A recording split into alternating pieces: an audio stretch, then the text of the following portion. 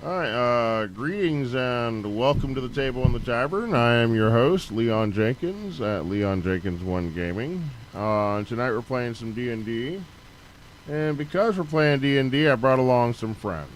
We're going to go around the virtual table and introduce some of them now. Okay. Starting off to my left, we got Cody. So Cody says, hello, I'm Foley. He says that because we have two Codys in the group.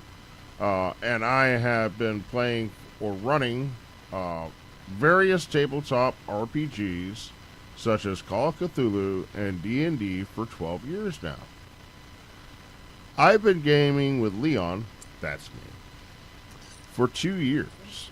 Tonight, I'll be playing Rogar Wesson, a dwarf artificer who is an adventurer on a voyage to the distant land of Chimeria.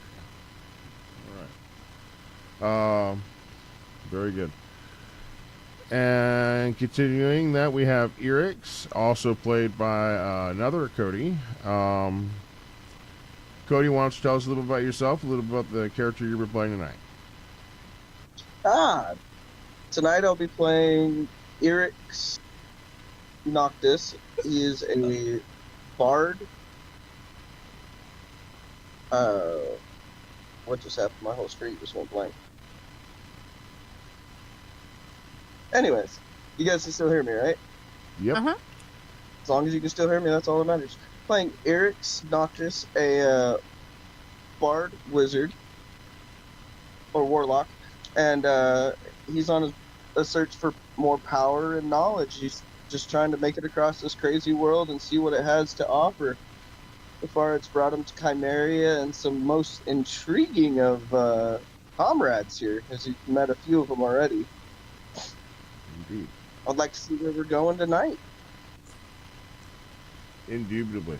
Continuing on, we have Ryan, who's playing the part of Spencer. Spencer, why don't you tell us a little about yourself and a little about the character you've been playing tonight? Hello, I'm Spencer playing Ryan.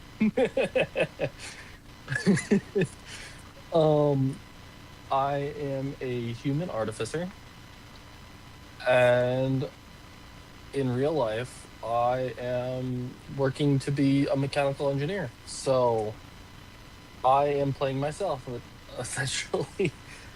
Lots of crafting coming up soon and recently, and time to get into some trouble. Can't wait to try and find a world that I can actually find livable. Hopefully, I can save this one. Hopefully so. We'll see.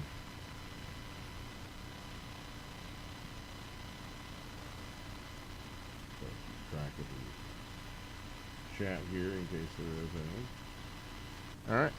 So with that, I'd like to do a little recap.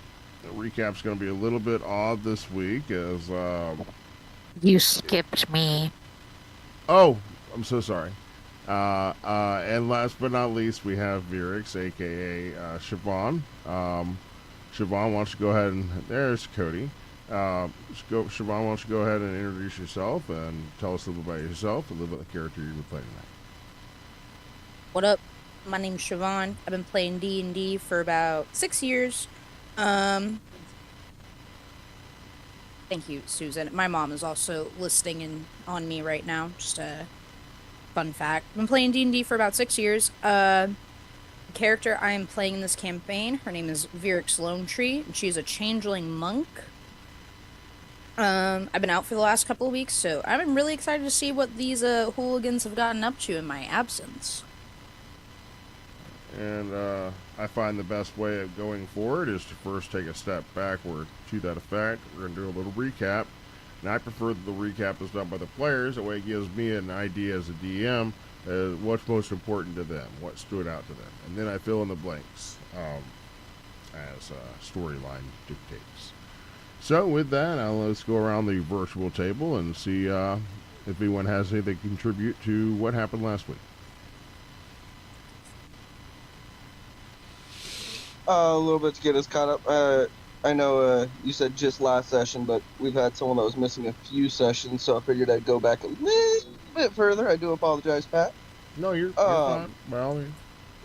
good Chimeria, and a few of us wanted to go to the library. I happened to have some technical difficulties and fell out on that part, so I'll leave that part blank.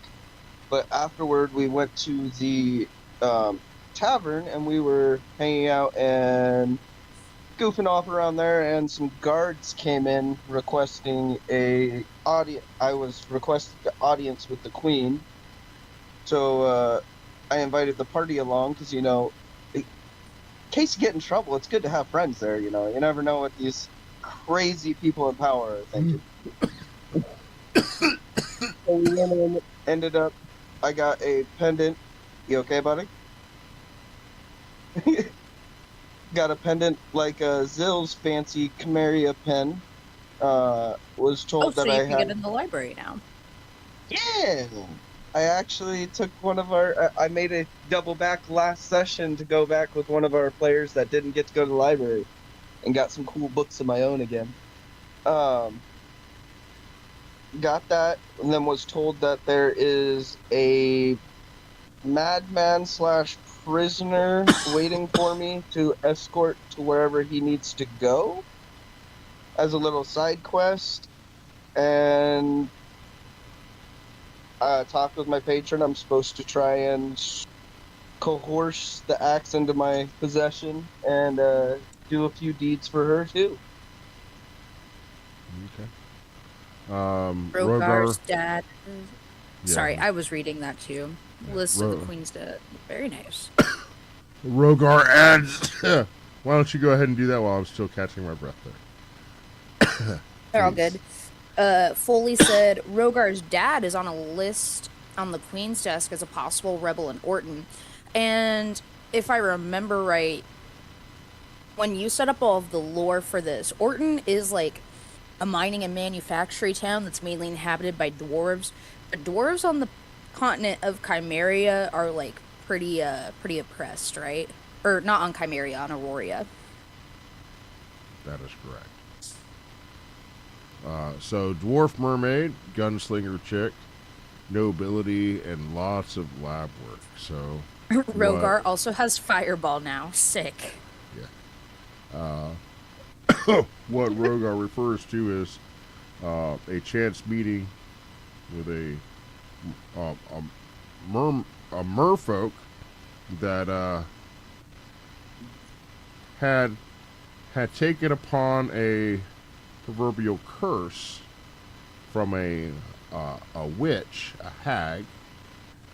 They gave her the ability to walk on land for a limited amount of time for 3 weeks so she could find true love's kiss.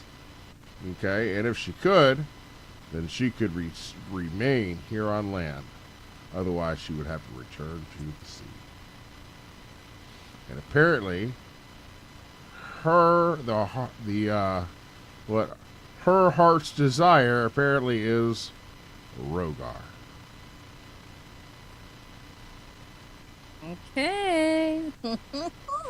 But with the side effect, she can't speak. She does not have the gift of vocalization, which is oddly familiar to Cody as a player, as Cody has to write everything he wants to translate to us to speak. So, I didn't even think about that.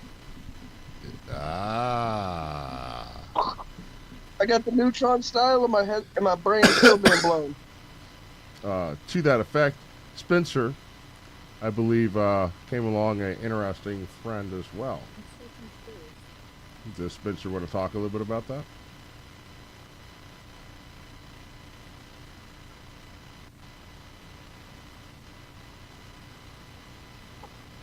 Spencer, Yes, Spencer. that's cute. Spencer's breaking out his diary. Okay. Spencer met a girl that was throwing stones at his head. Her name is Rook. Um, and we essentially started going out, getting to know each other. So, what I'm hearing is everybody that's a player character in this game, except for Erix, has a love interest. I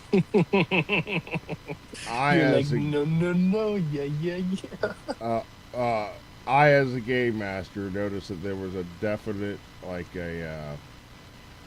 there was not gender neutrality throughout your NPCs, but there was gender neutrality throughout the players. And so I felt that entering a little bit of gender neutrality into the game might be a good idea. And then Spencer accused me of being a matchmaker. Yeah, I'm like, okay, fair enough. That may be a thing. Yes, Sure. Spencer broke the fourth wall and started calling the dungeon master a matchmaker. So, What is D&D? What is D&D if not an excuse to flirt with the homies? Fair. Thought about that one. To that end, Dungeons and Dragons, it can be a lot of different things for a lot of different people. For some, it is simply a release for you to have a little fun at the end of the day, or the end of the week, or end of a month. A way to decompress. For others, it may be therapeutic, as it allows you to step into the shoes of an adventurer that can do things that may seem normal to some people, but are abnormal to you. And sometimes it allows you to be that outgoing person when you normally are very reserved. Or it gives you the opportunity that sometimes you are the outgoing person to being somebody that is reserved. So it allows you to put yourselves in the shoes of someone else, to experience life through someone else's shoes, through someone else's eyes. And sometimes a different perspective is all we need, right? Okay, so, but there's a lot of different ways, a lot of different things you can get. Anyway, but speaking of recaps, and Eric, you made a mention of how some people haven't been here. So some of what we last remember may be a little bit different. So, Virix, why don't you tell me what you last remember?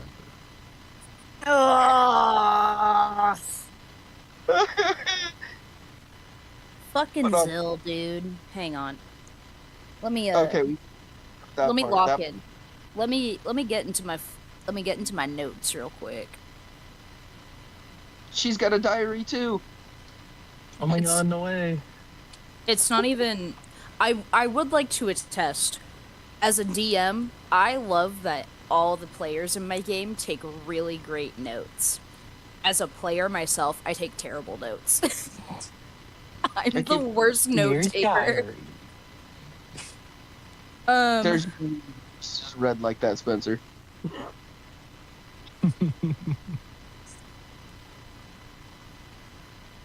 So, very much of what I remember last session and the handful of sentences that I have that I am about to decipher. Last session that I played, landed in Chimeria. I definitely threatened Rick, our shipmate, our first mate on the ship. I told him, I was like, hey, you best just consider Zill as an extension of myself as your captain. Like, you don't need to worry about what he does or question what he does. And if you ever try to hurt him, like, it's done for you, dog. I think I put it more eloquently than that in gameplay for the purposes of did, for roleplay, sure. but I threatened our first mate, Big Dick Rick. We landed in Chimeria. The city, while beautiful and pristine and utopian, very odd. As there was it seemed like there was a sense of foreboding. Um, like a poisonous butterfly, if you will. And then we went to the library. Zill used his pin to get you guys into the library. And then after that, I believe we went and we found some room and board, and everybody kind of went off and did their own thing. And Zill pulled Virix aside to talk to her privately in a room that above table, I as a player have the suspicion that it's some sort of magical portal to a certain degree. That would be a good Well, just like the signs above the doors, like saying different places and stuff.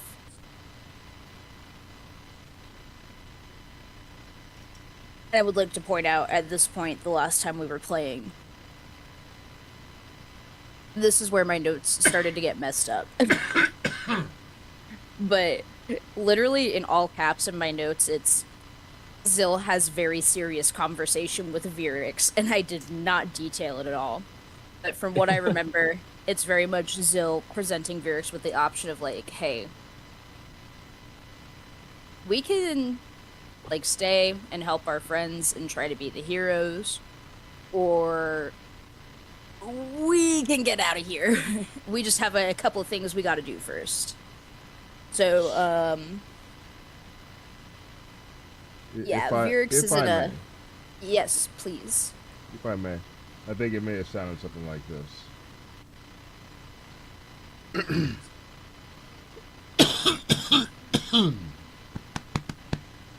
Pardon me.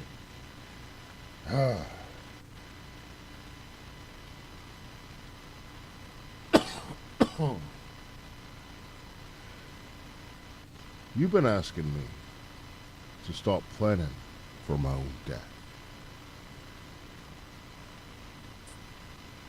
I've been thinking about that. You know, I've spent so much time figuring out how to survive, I forgot about what happens if I do. I made a bargain a long time ago. Lady Vel promised me something. If I finished what she asked of me, she'd send me home. Not to a place, you see, not just any place, my place, my world, my life, the one I lost, the one I told you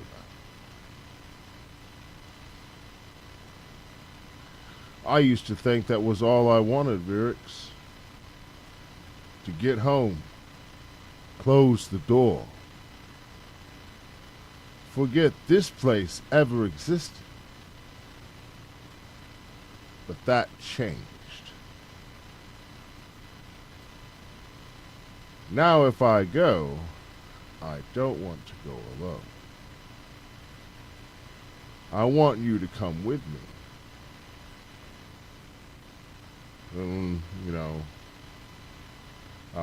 No usual flourish or wink or anything kind of gesture from Zill, just the truth.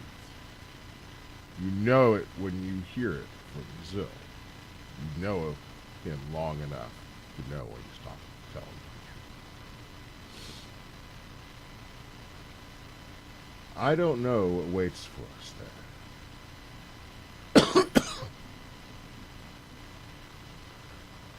I don't even know if there's anything waiting at all. But I do know this. I'd rather build a life with you than spend another century surviving without one. takes a deep breath and exhales. Trouble is, there are things I have to finish. Promises, debts, messes I helped to make. I can't just simply walk away from them. And if I don't finish them, I don't go home. I've also learned something. I don't have to be the one that carries the burden anymore. I've started making arrangements. He winks. There's that Zill again. You'd be amazed what happens when you let others be heroes once in a while.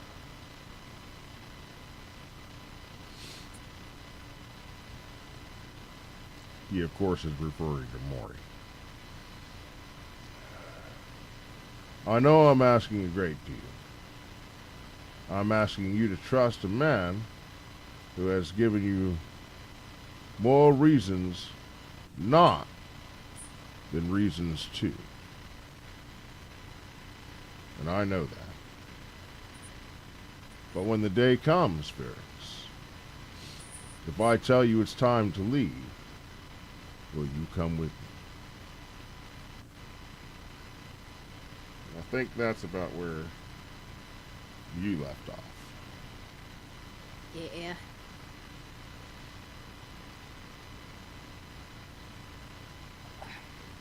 Oh yeah, and me and her got tackled, and while we were on the ground when we came through, she goes, "Oh yeah, fancy meeting you here. I needed to talk with you." That was pretty funny. I forgot what that was even about. The axe. Oh yeah, the axe. The X. The axe me a question. Hey, you don't need that. You don't need dice. You can't roll them. He begs to differ. But you had also asked Zill something. Something that was very specific. And that was more the reason why he stole away into that room. And that your suspicions on are correct. It is definitely magical in nature.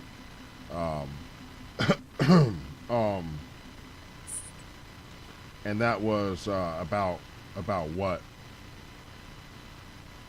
what was going on, and he essentially told you that Lady Val is working towards blending this world with that of the Shadowfell.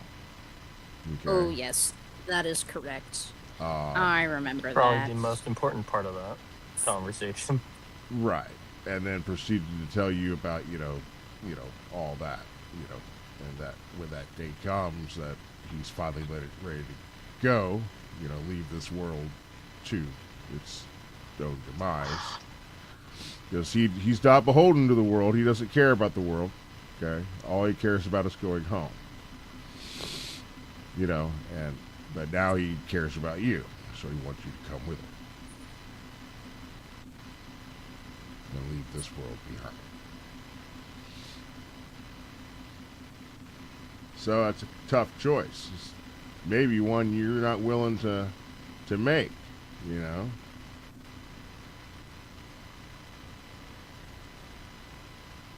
It's definitely a lot to be thinking about.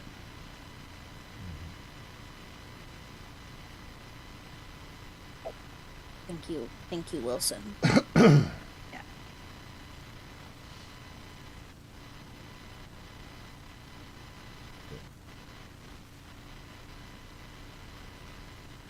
So you can kind of see.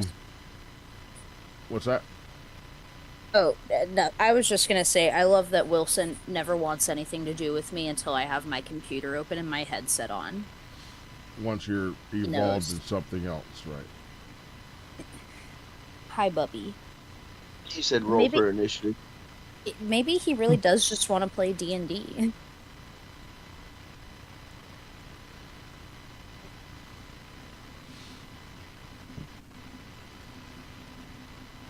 Yeah.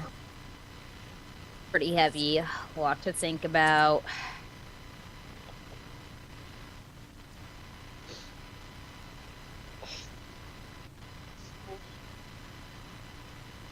So Zill continues. He says, Vix, I think I always knew what your answer was going to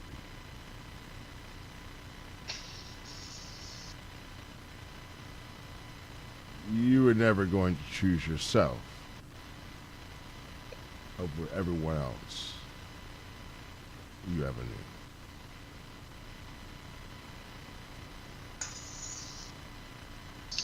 You wouldn't be the woman I came to love if that were so.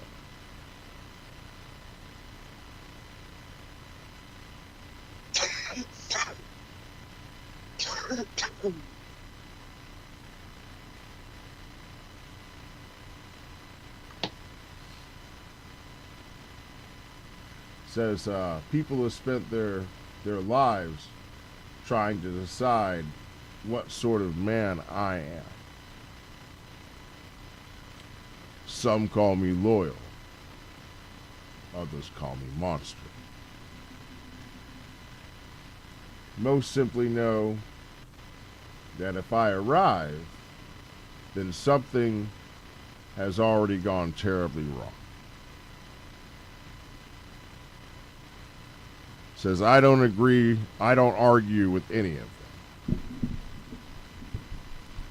And here I am,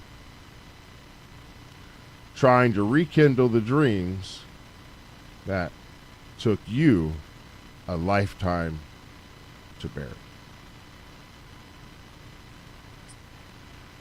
A man like me doesn't get remembered for the lives he saves,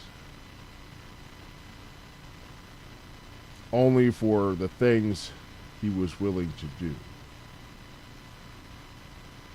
That has always been enough. Or I convinced myself that it was. After enough years, you stop counting the names. You stop visiting the graves. You tell yourself it gets easier. It doesn't. Everyone I have ever known goes away in the end. Some die, some leave, some simply become memories that no one else remembers. After a while, you begin to wonder if perhaps you were ever meant to belong anywhere at all. I've carried that thought longer than I can admit. I've worn so many faces that I sometimes forget which one is truly mine.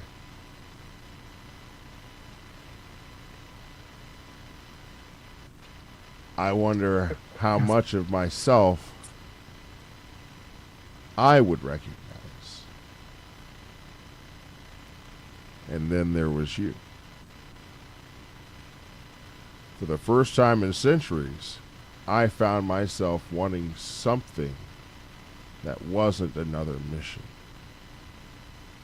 another secret, another impossible choice. I wanted tomorrow. I wanted a life. I wanted you. And now you've reminded me why. Because you won't leave them. Not for me, not for anyone.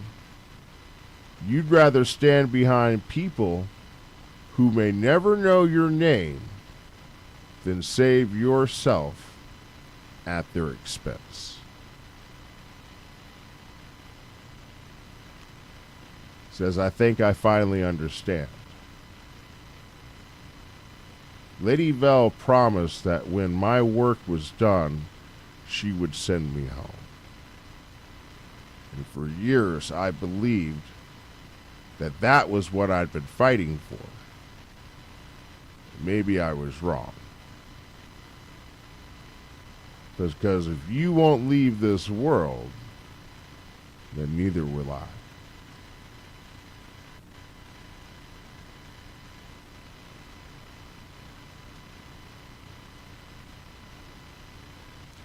So we'll stand. We'll do what must be done. And if there's even a smallest chance, we'll beat them.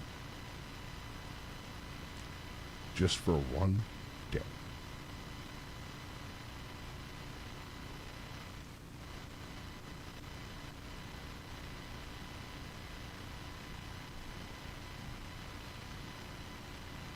It's okay, don't cry.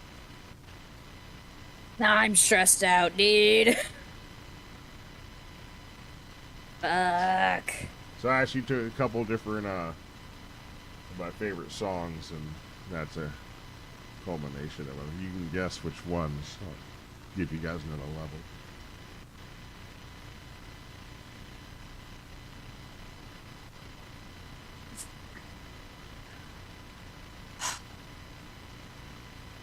I started this campaign because I wanted to be a cowboy.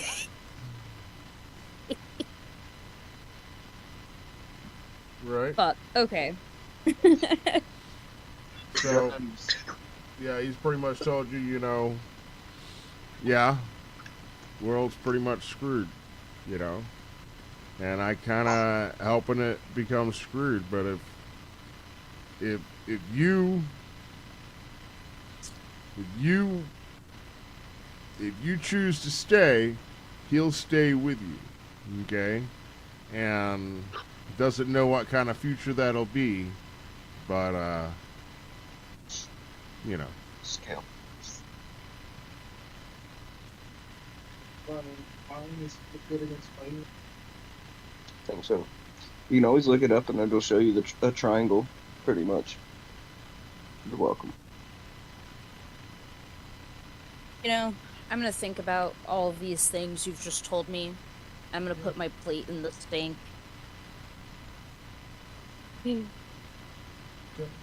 So, hold on. Pick them back up and put them back in. Oh, Back on the plate.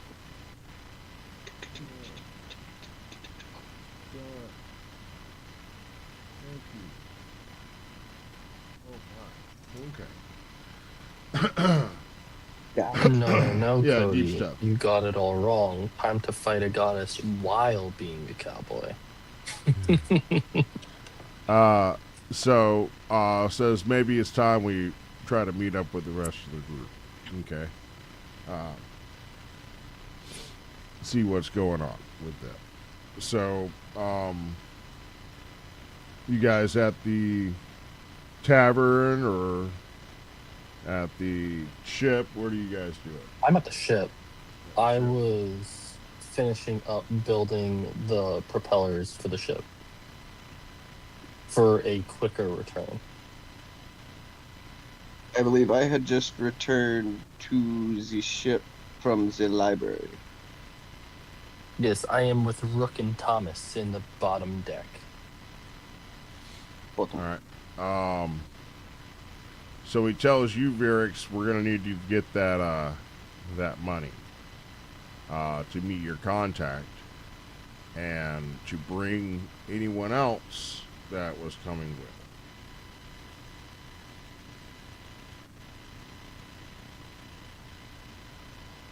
That's the plate. So this is for your Velda stuff. Clean up.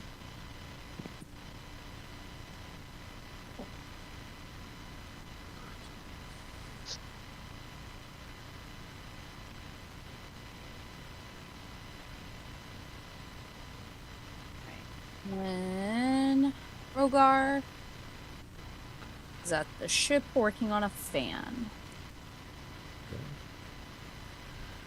All right.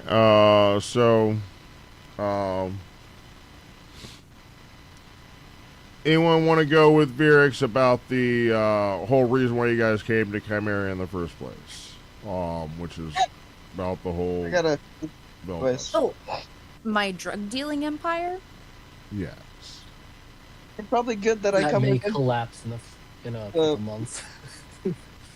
Listen, if drug anything, above table, a really great bit. The only reason I saved this world is because I'm an established drug lord. Oh man. See, and now you got a negotiator with a persuasion of a plus 12 on top of that. So yeah, I'll go with you. See if we can get a little bit more than what we were expecting. Let me see. I have a document I need to pull up. Negotiations and navigations are my thing.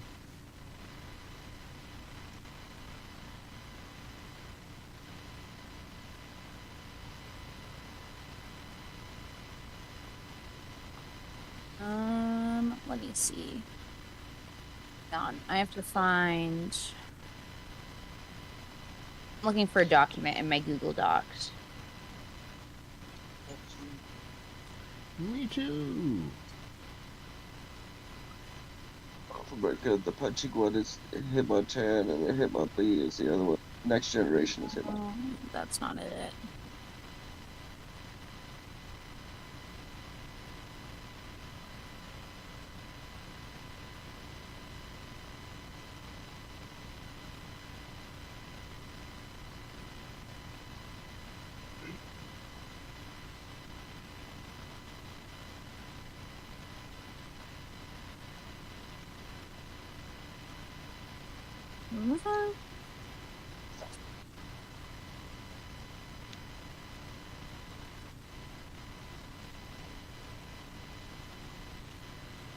This one? Nope. Okay, I don't think I'm finding this thing that I had written down. Was it your 5-step world domination through drug dealing? You really just need that monies that Lady Vaughn gave you, and then That was whoever, pretty much the gist of it.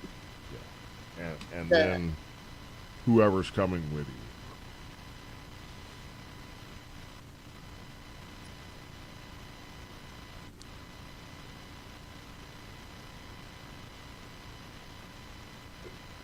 Yeah, whoever wants to come with me can come with me. That is much older. Yeah, I don't think I'm finding this document. Spencer, Rogar, Erix. Anyone else want to go with? I'm tagging along. Okay, cool.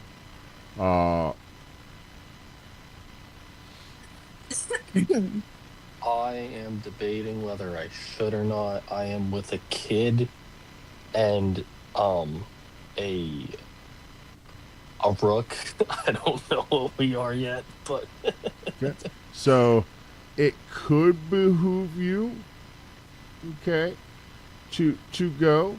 But of course, if you'd rather stay behind and not participate, that's cool as well. I think I'll go. I'll definitely leave Thomas and Rook behind. Because I don't think they belong in a drug lord deal. Okay. But Looks like Rogar's coming. yeah. So I think it's the team. So everyone's getting together. Virix, Zill looks at you and is like, "Hey, the kid is gonna need that axe sooner than later." Talking about Erix. Hey, that's me. Oh, okay. So, before we head out, while everybody's wrapping up their projects and finishing stuff, Virix, upon returning to the ship, will look at Erix and be like, "Hey, I need you to follow me to my quarters for a private conversation." Okie dokie, righty ho and tally ho. Righty ho and tally ho. So while we walk through the ship, I'm gonna take the time. Virix is gonna take the time to explain the plan. To you, she says, "Look, none of us want this axe. There's too much grief surrounding it and too much possibility of pain.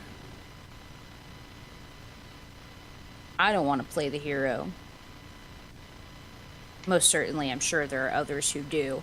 In fact, Zill had the mighty fine idea of giving this axe to Mori, who I believe you did meet and are familiar with." Yes, I was there for that. Poor boy. Poor boy indeed. Shotzi really did a number on him. Not give it to the heartbreak kid. Yeah. I like living. I don't know about you. I do enjoy living. He might In the murder us. meantime, I'd like to see him try.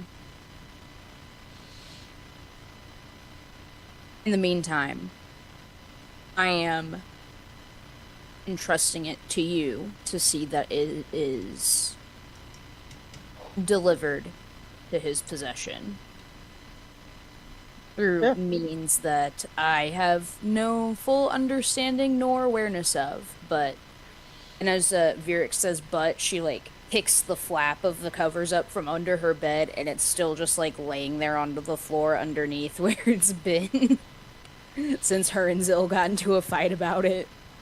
You kicked that shit. Dude, I kicked that shit under bed and I said, "Nah." Not having. I guess I retrieve the axe. First thing I want to do, I would like to identify use my ritual spell. So that way I can have some stats on this and know exactly what it does. Because this is my first encounter with it. Okay. It's like, an axe on the floor. Let me start chanting for 10 minutes. Or 10 hours. Yeah. Well, yeah, it does take 10 minutes to do as a ritual, but yeah, you did take the time to. First thing you notice is not only is it old, it has a nice little layer of dust that's built up on it. Perhaps some dust bunnies from being underneath the bed for, almost a week. One of Virix's socks is stuck to it. He's like, "Oh, I've been looking for that." Moink. Okay. Now it's a cursed sock. You bleed every time you put it on. So, Lady Val wasn't kidding when she said it has multiple uses. Okay. It is. It is, of course, an axe. Okay. It is a +3 axe. Okay. For the purposes of bypassing, damage reduction or resistance to non-magical weapons. It also is intelligent. Okay. So it actually likes to be used, and using any other weapon besides it will give you disadvantage. Okay. So while you're attuned to that weapon, you can't use any other weapon with proficiency. You're always going to roll with disadvantage using any other weapon. besides it. It gets jealous. I think I'm a spellcaster. Okay. It does necrotic damage upon hitting. Okay. When it hits a living creature, you can use a bonus action or reaction actually to then make another attack. Okay. You get the hitting a living creature. You do an additional 2d6 of necrotic damage to the target. Okay. So it needs to be alive. So it can't be a construct or a undead or something of that nature. Okay. It needs to be alive. And do additional necrotic damage to it. Okay. Other than that, it's a one-handed You can axe. also prick yourself to do the same effect. To feed it your blood and attack again, I believe. Yeah, so you can, yes, so you can, right, you can attack yourself essentially with it, feeding. So to get the same effect, like he was talking about for doing the additional attack, you can prick yourself on the axe, okay? That way you can get the additional attack. Okay. Interesting. Yeah.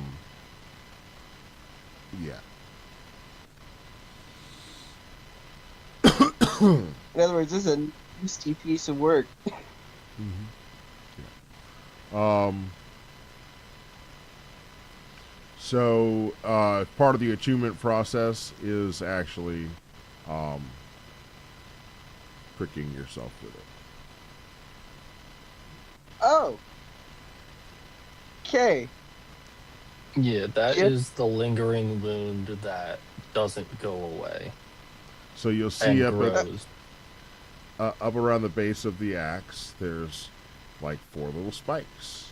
Okay, that basically they look like just ornamental, whatever, but yeah, it's sharp, and yeah, go ahead and hit that little thing with your hand. It's part of the attunement process. It's going to do a D4 point of piercing damage to your hand. Nice. I imagine he's like holding the axe, inspecting it, and he accidentally pricks his finger. So the with the identification process, okay, also one thing you know is by doing this, by attuning to the axe and that wound on your hand, that wound will never heal. Okay? As long as you're attuned to the axe. It essentially enters into a bargain with the axe. Okay, and you basically will release the souls that are within the axe. Okay? It is one great attack that will thwart any foe that stands before you. Any Then we're foe. gonna wait to do. Okay? Anyone that stands before you, you can kill with this axe. All you have to do is release all the souls that are bound to it. And every soul that has ever died to that axe, what has ever wielded the axe and has died, is inside the axe. So all you have to do is release it. And become one of them. All right? Let it go. So and it'll kill anyone. That's part of the deal with the axe. Okay? Until that time, it does 2d6 of necrotic damage to anything you hit with it that is alive. Okay?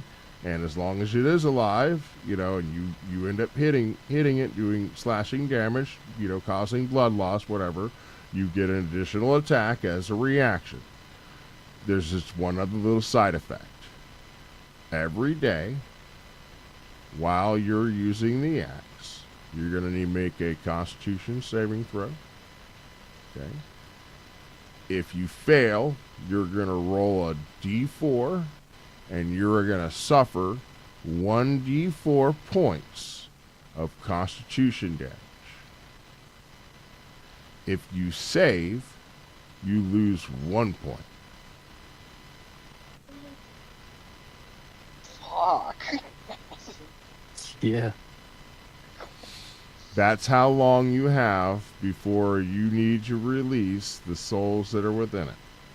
Upon releasing the souls that are within it, you'll get all that constitution back. If you The fail, Constitution score worth of days. if you fail to kill, to release that thing, it'll eventually kill you, and you will simply become one with the axe. This has been your use of Identify. Congratulations. Wow. I'm gonna put that in my bag for right now. Just gonna leave it there after I identify it. I'm just gonna, we're gonna set that in my bag. Remember, 'Cause you made a deal with a god that you were going to use this thing. I know.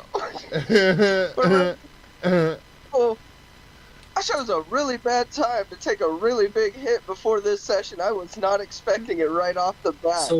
So let's I go have- back to what you said before. Did you really prick your finger with the axe? We're gonna leave that for later. We'll do it. Oh, yeah. That was all identification. That was just me explaining how it worked. Okay, so not a play-by-play instructions of how to put together a piece of Nuclear furniture. bomb. Oh, But, it pretty much is. Pretty, yeah. Very kinda. isolated nuclear bomb. All right. So. Explosive diarrhea. So yeah, it can end a fight real quick. Okay, end a fight real Season. quick. It could also end you pretty quick. Boy, Come to Spencer for more details. Great power with that axe, but yeah, it has a limited time offer. interesting. Yeah, we're gonna set that in the backpack and not touch any of the Right. sharp, pointy bits. Right. Very carefully. Matter of fact, we're You gonna want a sock to wrap around it. we're gonna take the sock that was stuck to it and we're gonna put it back on the pointy bits. We're gonna wonder why I smell like sweaty sock. Okay. So now time to go meet Virix's contact, right? Drug lord. Drug Lord. Drug Wonder lord who that- time. You want to be a drug lord, Wilson? You want to be a drug lord? Wilson, Yes. I have something. Here. Yeah, I noticed this gaming session. I have a plus 12 to persuasion, so if anybody goes to shops or does any deals, I'm just gonna tag along. 'Cause negotiation is my game. Hostel is awesome.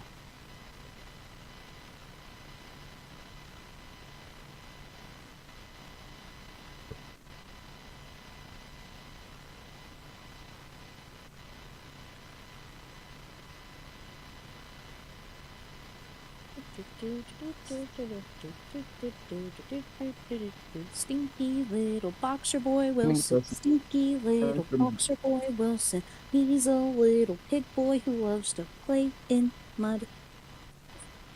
Oh, Playing mud.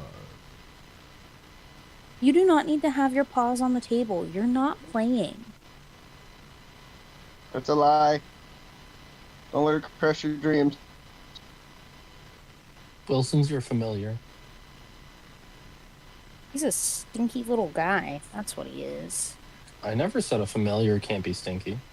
Dude, he's a little pig boy. If I can find a picture, I'll send it. But there was one time, let him outside, and he played in the mud. He was like brown from like his feet up until like the upper half of his face. He was so dirty. He's a stinky little pig boy. Stinky little pig boy. Are you chewing on my fingers? You got You're just disconnected. looking.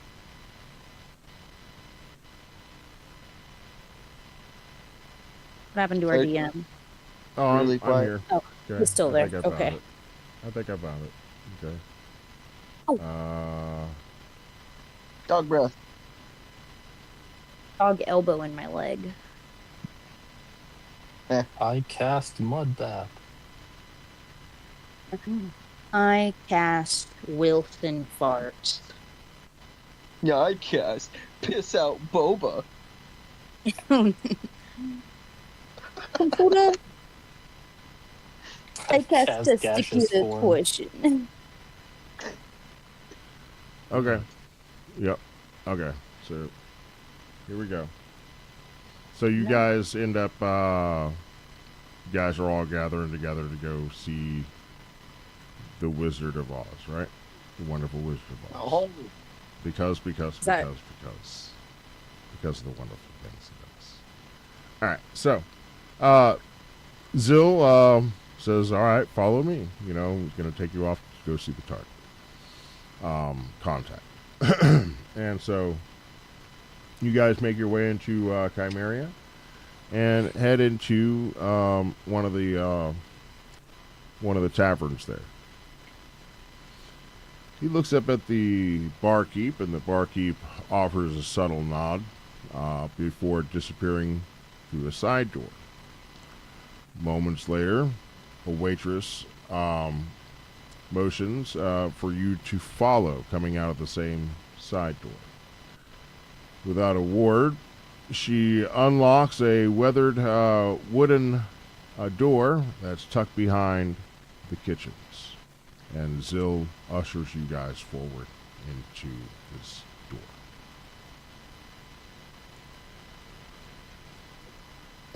The sounds of the tavern, the laughter, clinking mugs, and music fade the instant the door closes behind you.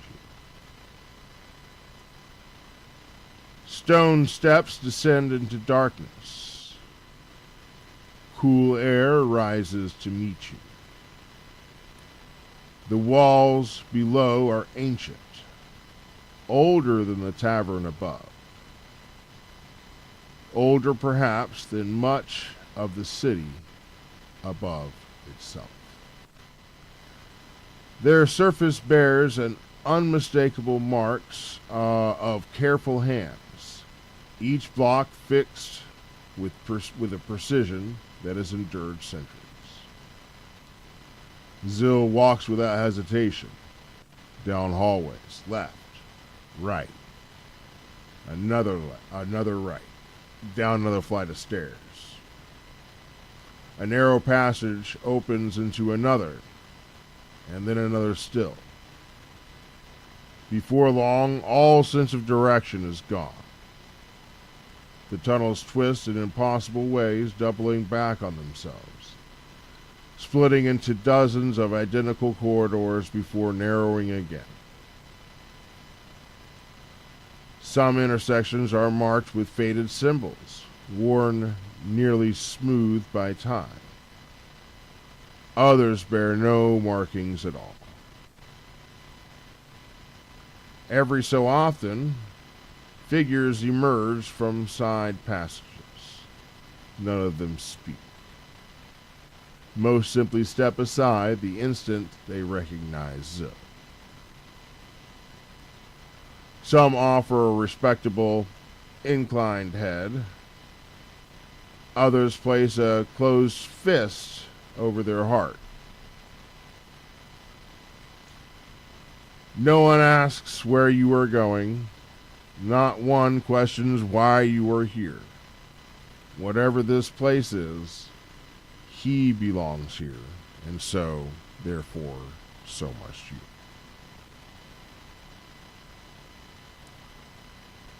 The deeper you travel, the more the tunnels change. The rough hew passages give way to careful crafted walls. Lanterns burn with clean, smokeless flame. Iron doors begin appearing, at regular intervals, each bearing a single polished plaque. Orton, Terra Nova, Veritha, Tyr, Kingsport. Nearly every great city of the known world seems represented here.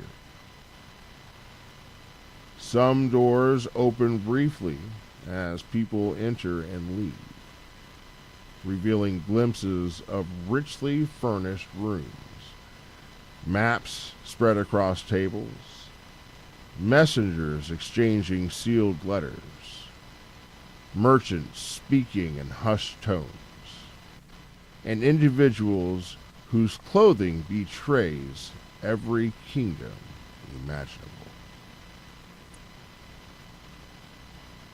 Trade, information, influence.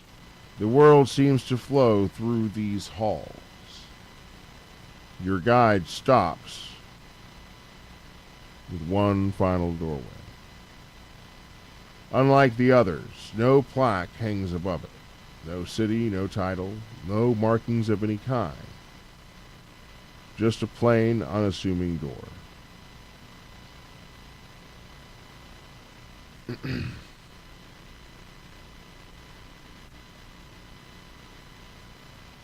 Zill stops before entering, smoothing out his attire and stuff like that, straightening himself up, making sure he's standing tall.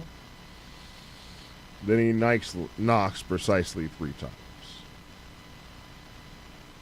A moment passes, and a latch clicks. Click. The door opens just far enough for a pair of watchful eyes to appear on the other side. Recognition's immediate. The guard's expression changes at once. He opens the door fully and bows to Zill. "My lord," he says quietly, "it is good to see you home." Hello? For the first time since entering the tunnels, Zill doesn't answer. He simply inclines his head, as though the greeting were expected. "It has been too long," Zill says back, and he smiles back at the party as the guy that greeted you says, "Her Majesty is expecting you."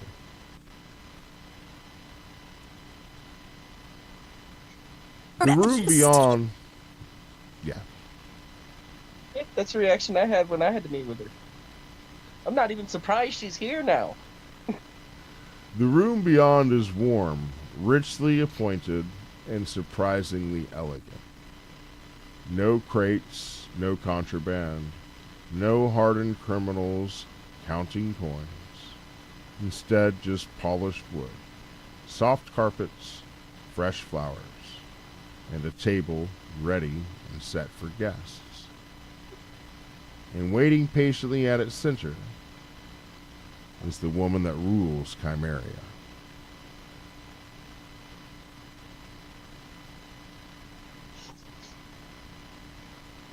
She looks up from her tea. A faint smile touches her lips. "Ah, there you are."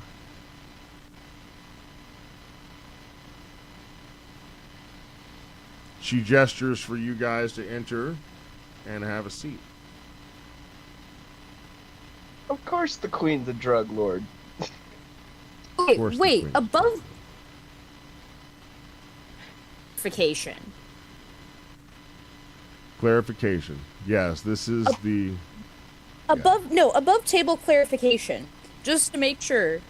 Because the deal that I'm facilitating is for synthetic Vel dust. Are you implying here that Lady Vel is the producer of pure Vel dust as well as synthetic Vel dust? Not surprising how. Rick Dickinson would do. She makes the real thing and the copycat. God, I wish I'd thought of that first.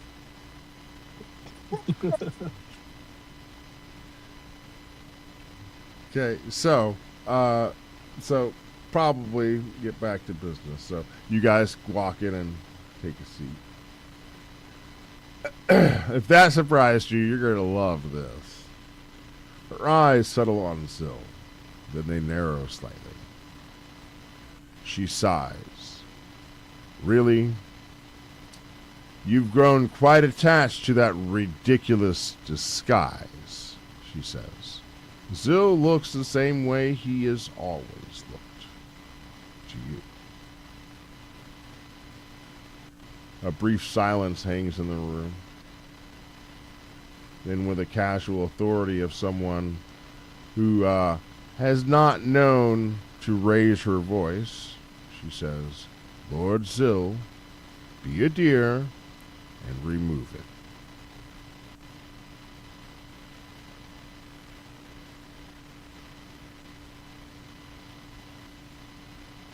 So,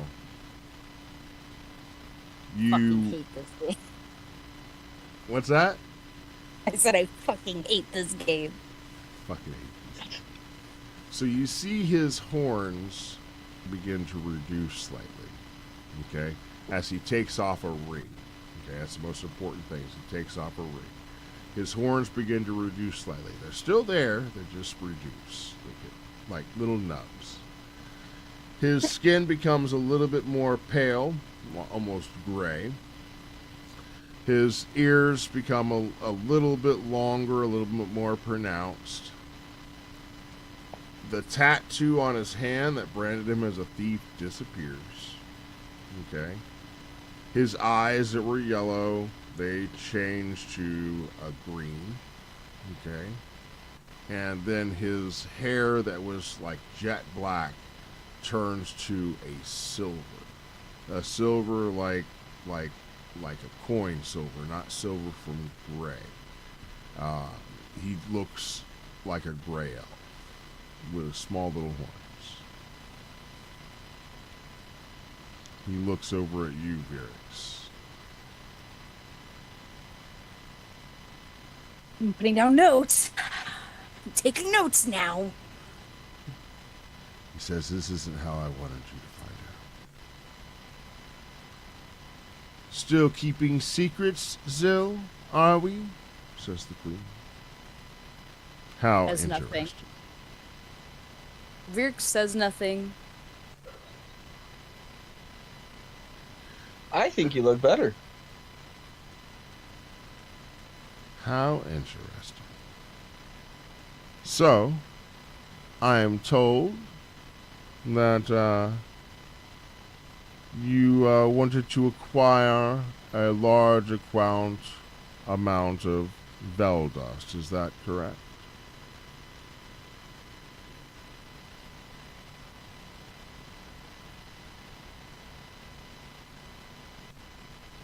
Virk says, well, the plan was to acquire a large amount of the synthetic and a smaller amount of the real thing, and to cut the two together to maximize profit. But based on the assumption that I'm making here, you make both, or at least some hand in it. You're aware that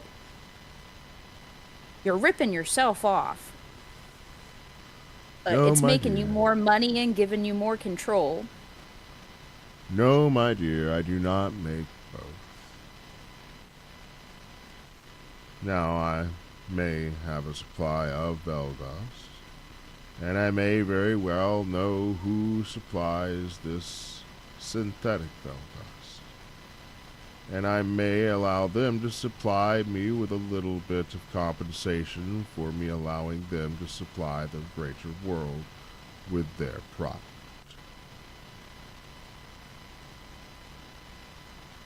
Does that make sense? So yeah, she She makes Veldust. Yes, someone out there is making synthetic Veldust. She allows them to make synthetic Veldust and do their own thing, but they pay her so that she leaves them be. Restitution.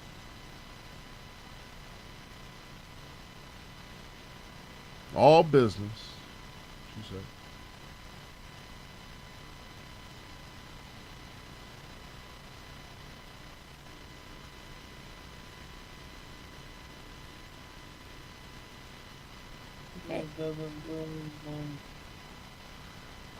Oh, make no mistake, my dear.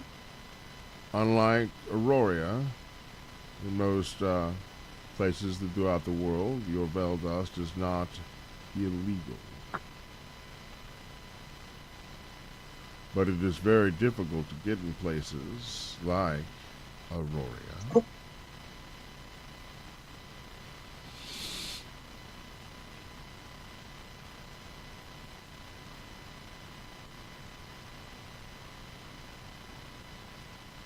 I believe even Deimos has a restriction on that. But here in Tasmal, Chimeria, it is quite legal for the production of such. However, like I said, distributing it in different areas is not. That's why I like having arrangements with business people like yourself.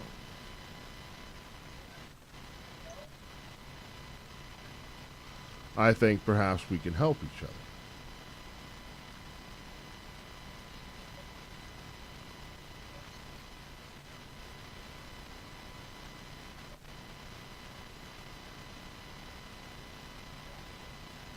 I also believe we can help each other. I came into this meeting fully prepared to talk about creating price tiers. I mean, the wealthy, they'll always buy the pure stuff. The desperate will always buy what they can afford. The ambitious will buy what they can resell. What I'm looking to do here is maximize profit. A coin in my pocket is a coin in yours.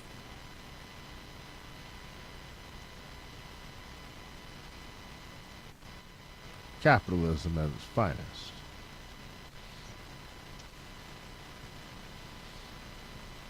Yes. Yes, I like the way you think for sure. Certainly. And I must admit, I have been noticing your company of late. Hey. Gets a wave.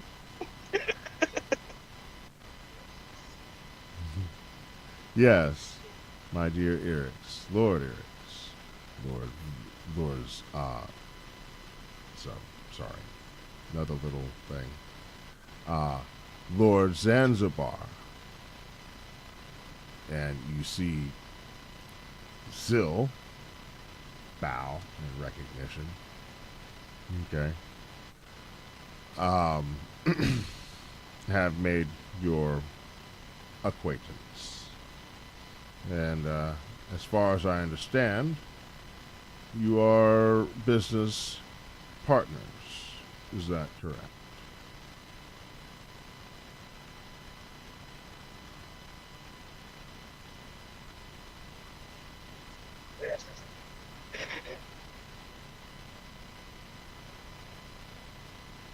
Just, yeah.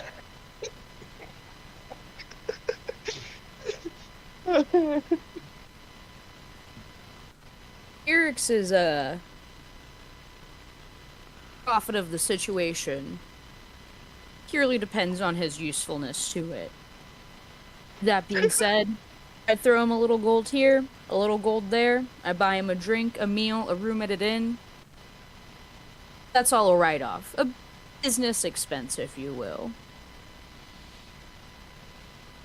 I'm a cheap lordly whore. says, quite. And is it, Rogar?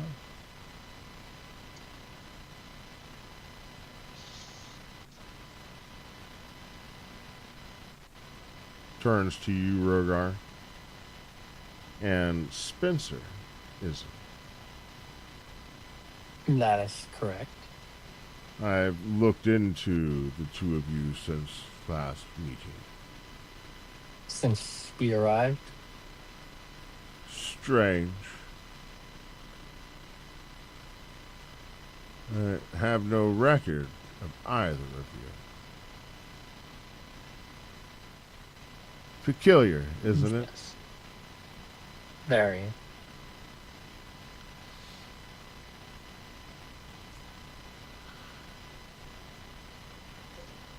Rogar, what was your last name? And that yours as well, Spencer, if you don't mind. It may help to Smith. narrow things down.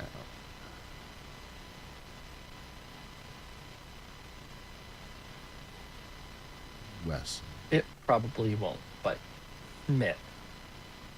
Say again? Smith. Smith. Okay. Ah, Spencer Smith. That may help things. Rogar Wesson. It probably won't, but go on. Wesson. Wesson. Name sounds familiar somehow. No matter.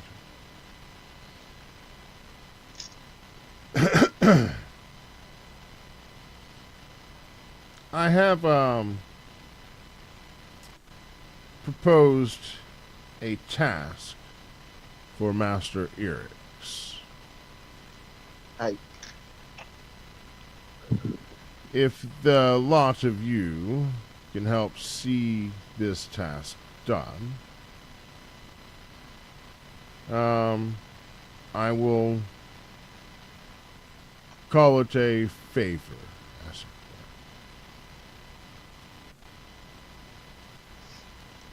it Spicy. were. And my favors come with, let's say, amenities. About your Veldust, how much of that was you were wanting to acquire?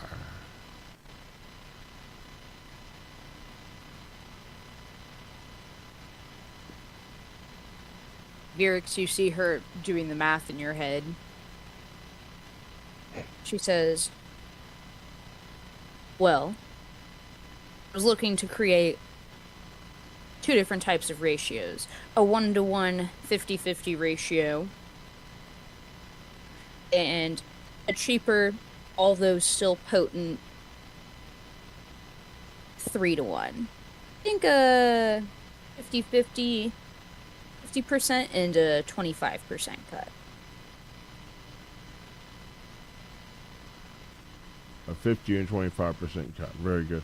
But how much are you wanting to acquire?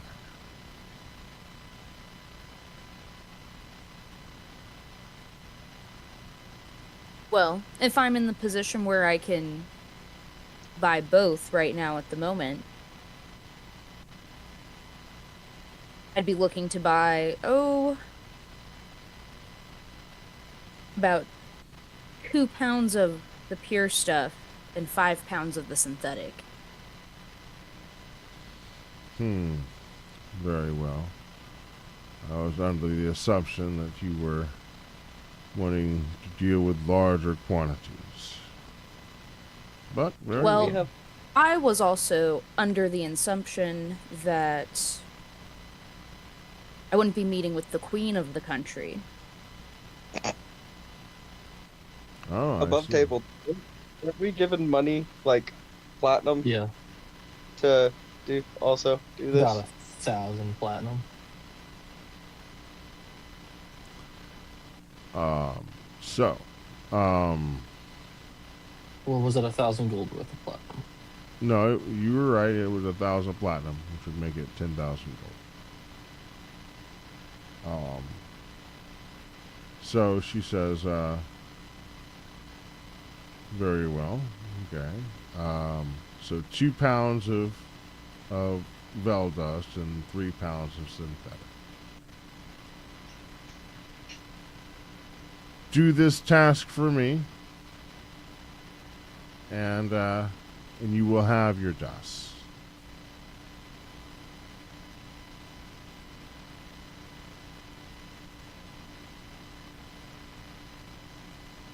And what task would that be?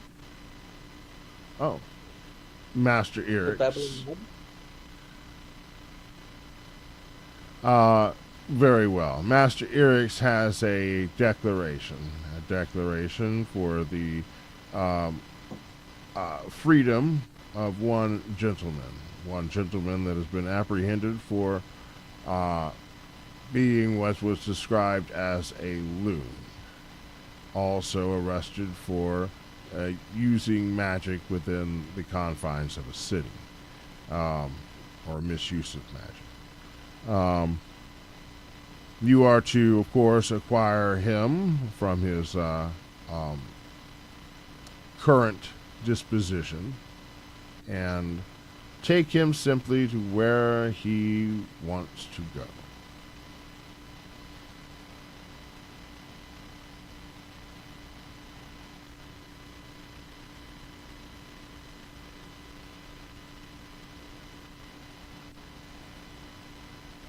Very simple.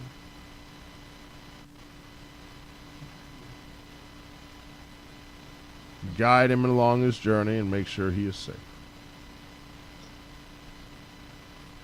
Quick question before we finalize the terms of the amount of the product.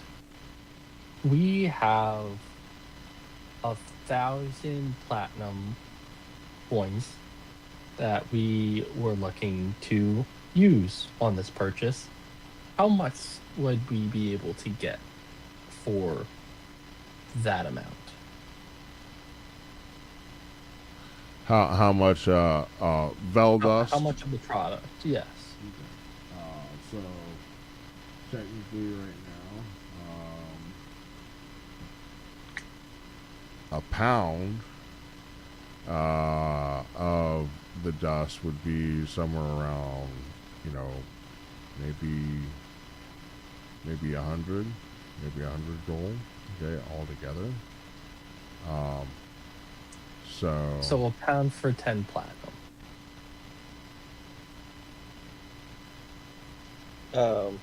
Yeah, basically. Yeah, I guess. Yeah. All right. What was that? So we can get about 100 pounds of pure Veldust with our current funds. And if we want to dig into our own pockets, we can use that money for the synthetic product. 100. Your Majesty, Yes. I'm sure I'm trying to roll for a persuasion. I'm sure you can do a better deal for us, considering you have 2 brooch holders. You have me, and I point over to Zill. I'm sure we can get a better price and a little bit more for our bang for our buck, can't we? Pulling up my thingy to roll. So one thing at a time. So Spencer, to your regard, she says 1,000 platinum. Interesting. Please take no offense, Master Spencer, when I say that you don't look the type to be walking around with that kind of money. Oh, that is correct, because I was smart enough to split it amongst the group. We are all holding that money.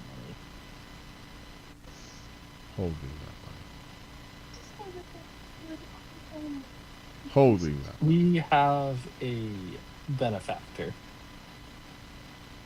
Ah, there it is. So you wish to acquire 100 Yeah. pounds of bell dust for your benefactor. Correct.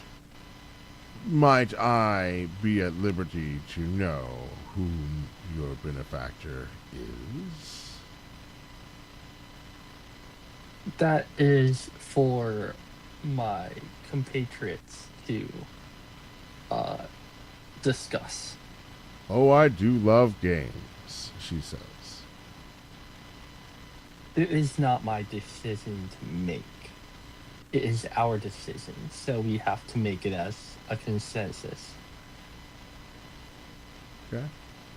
All right. So, does anyone want to tell her who this mysterious benefactor is, or are we just going to keep her in the dark? I didn't know this. bitch ass. This is the first anything Virix is hearing about it. So, What do you yeah, mean? unfortunately, you were missing during the day Oh, that she the was. last time that you were doing the whole drug thing, where you got paid from Lady Vaughn to buy a whole bunch of drugs. But Lady Vaughn Lady Vaughn and gave us from 1,000 platinum. yeah, she gave you a whole bunch of monies. She also said, in exchange for this platinum, to send word of something. I don't remember the exact message, but it was like that she is no longer in cahoots with some group, and that she would like to continue relations with I think the Black Hand. So I believe, if I may, Yes, since, you may. You may. since you weren't there, Virix, what it was to convey this. One, she wanted her to know where the money came from. She wanted her to know that she's buying that product. Okay? So she wanted her to know that she wanted to buy that product from her. So she did not want that to be secret. She definitely wanted to take credit for it. Okay? She also wanted you to relay that the Crimson Blades are no longer welcome in Veritha. Okay? And she thought, that would be very, intuitive to make sure that those things got relayed from you guys to the Queen.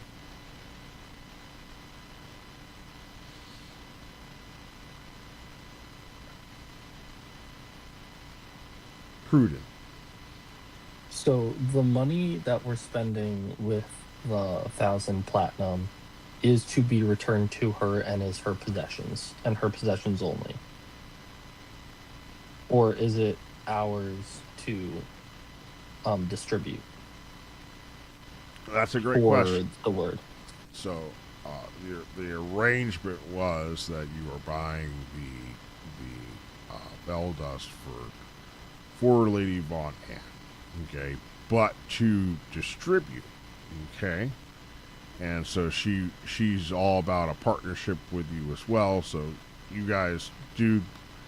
She doesn't want to be involved with the whole distribution of it, but she wants. She just wants money. Right. Okay. She's an investor.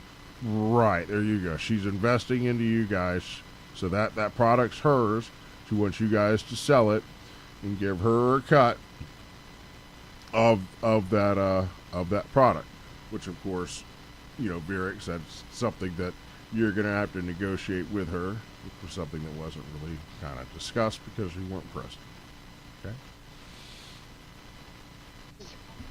So combined with the 1,000 platinum, we have a large amount of gold bars with the group. Yes. If you'd like to invest your money into your drug organization, you may do so. Tell her that. Yes, I'm talking with the group, so yes. I pull the 3 gold bars and slide it over to it. Here you go, Captain. I think we established a gold bar is 100 gold. I got 3 of them for you. Here you go. Now that is interesting. The Queen says.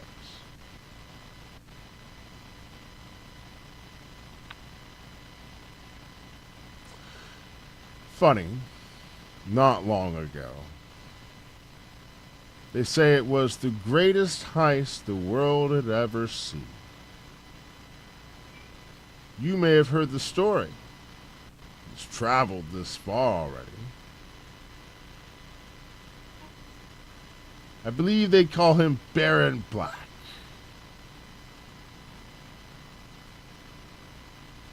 Whoops. And he knocked off a train carrying the most gold anyone had ever seen. My gold.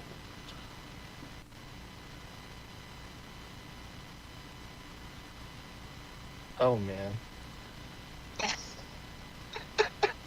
Pray tell, where did you find such an abundance of fine gold bars? We clearly didn't think this through above table. Virix is internally fuming right now. I blame Spencer. I'm pissed off in real life. I'm pissed off in real life.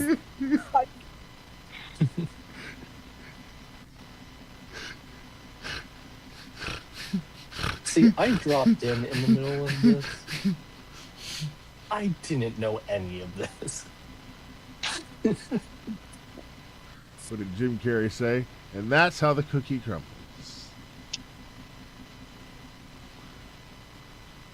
So,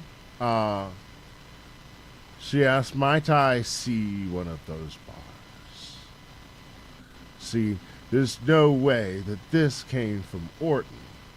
Because any gold bar that came from Orton, you know, making its way towards my reserve, would have a mark. There's no way that those bars carry the same mark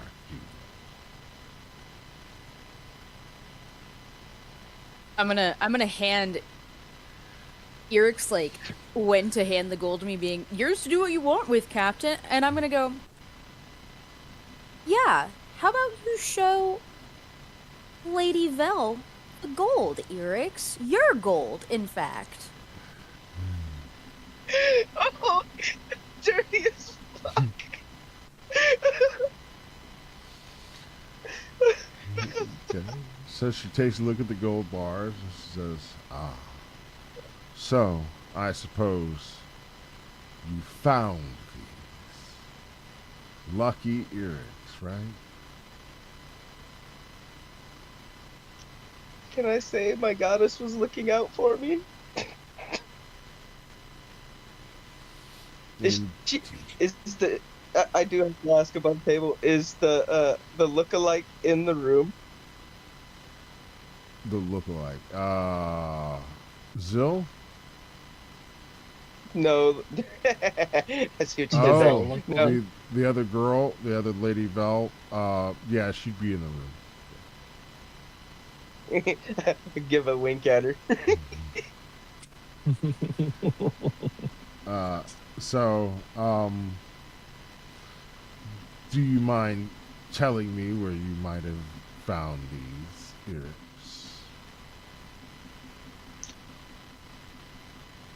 Let's see. How can I word this that it wouldn't be like?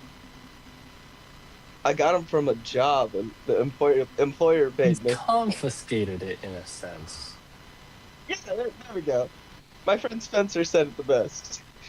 Well, payment for a job well done is payment earned. She slides them back over to you. Here you go, Cap.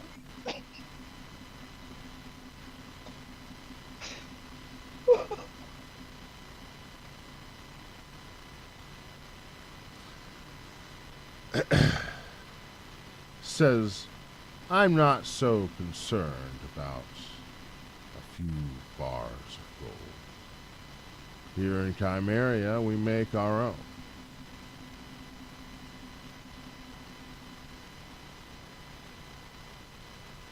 I heard about that.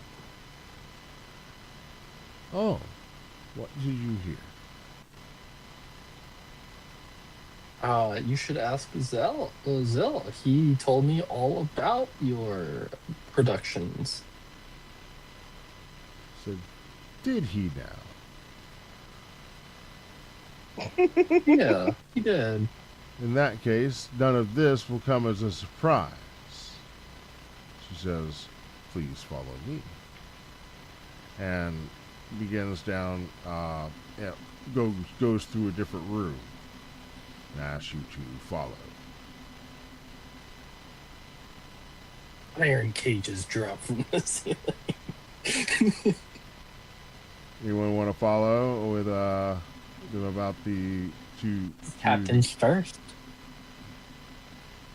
Yeah, I'm fucking going. I ain't Derek's- saying shit. I'm I so know you fucking are so mad right now. You're I had to go get a steaming. shot. I'm so pissed off. So mad. Oh, I can God. see the sweat evaporating off your skull. You're steaming. Yeah, I know. Because here's a few things above table. First off, Virix never taking Spencer and Eric's with her to a negotiation ever again. Liz, give you more money. Secondly, when we circle back to it in character, the dope ass line written up, it's never a simple favor. What the fuck did this guy do? Where the fuck is he wanting to go? That doesn't seem simple. Nothing about this game seems fucking simple right now. Great game design, great storytelling, by the way. I do really love this game. I do not hate this game. I'm having a wonderful time, even though I'm really mad. I wanted to make a world for you guys to care about that was endearing to you, and then I wanted to light it on fire. Just You're doing a overall, great job. Didn't even let me help light it on fire this time. just overall, All over Virix? again. Virix is upset about the fact that she has been lied to by Zill, for one. Which, at this point, she's also mad at herself because why is she surprised? On top of that, she kind of wished she hadn't been blindsided with the fact the person they were meeting with today was, in fact, Lady Vel. So she's mad about that. Thirdly, Virix is planning to knock your two's heads together once you get out of this meeting. She is incredibly mad at Erix and Spencer right now. It'll hurt a lot more for Eric's because that's just a metal against skull. Hey, listen, you act like there's anything other than a jelly bean up there. He So, yeah. keeps all his words in spools.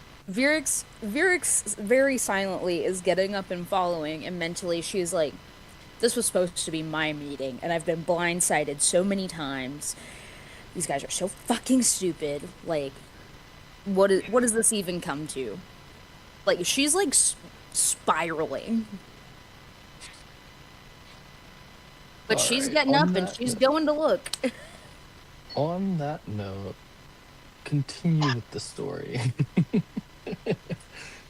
So, as you guys are making your way down a few corridors, very similar to what you guys experienced making your way down with Zill previously, making your way down to this area. And so, as you guys are making your way down through the corridors, Zill, kind of folds back a little bit with Virix and says, look, I'm sorry.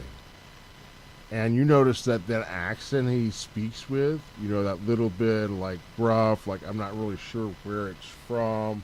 Sounds like he might be down from the docks, but not really sure, that's gone. He speaks more like a proper gentleman, Says, Virix, I'm terribly sorry. I wanted to tell you. You see, but you understand about deep cover. Never letting down. But what we have, that's real.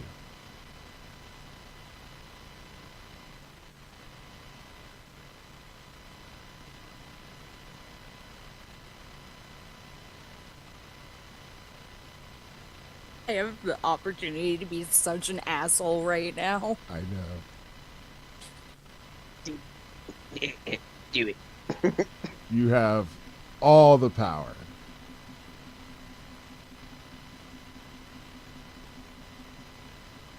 Nice horns, short stack. Flick him in the forehead and walk away. I'm gonna use my shape changer action, and I'm gonna mirror what he currently looks like now without this disguise. And in a very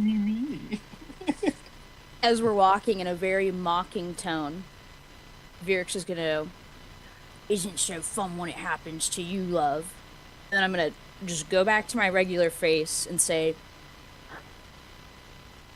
I was really surprised by the fact I was the most honest person at that table. And not in a good way. I'm just gonna keep walking.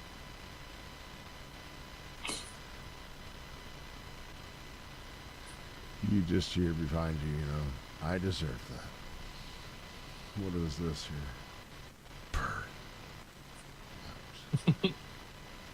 Well, so for... Oh, I don't think... No, none of the people who are present for tonight's game were there for the first session this party met Zill. Virix and Zill's first one-on-one interaction was in a dungeon. Virix had just made a series of, strength or dexterity or acrobatics checks to, climb out of a well while there was combat happening at the bottom of it. I remember that well. Yeah, you know the one. Yeah. And once she got to the top, Zill, as their guide in this dungeon, just bloop, bloop, bloop, Misty stepped up. And then she's trying to pull the next person up, and he's sitting next to her, not doing fucking shit. And he shapeshifts into Virix, and he's like, not so fun when it's happening to you, love. That was very clever to say the exact same thing. Sorry, I just... A little vicious callback. Circle. Yeah, that was good. Full That was circle. I remember how it affected you when he did that too. You kind of lit a fire, and you were a little bit upset and a little bit embarrassed at the same time. Yeah, especially Virix is very honest about the fact that she's a changeling to the people that, I don't want to say necessarily that she cares about, because she's not used to caring about people, and it is still a very new thing for her to have, friends and comrades and compatriots and a lover. So she's very upfront and honest about the fact that she's a changeling, at least to the people that she works with and that need to know. I think this is the first time I've seen you change, and this is the first time I've seen you, realized you're a changeling. I'm like, everyone around me is a fraud.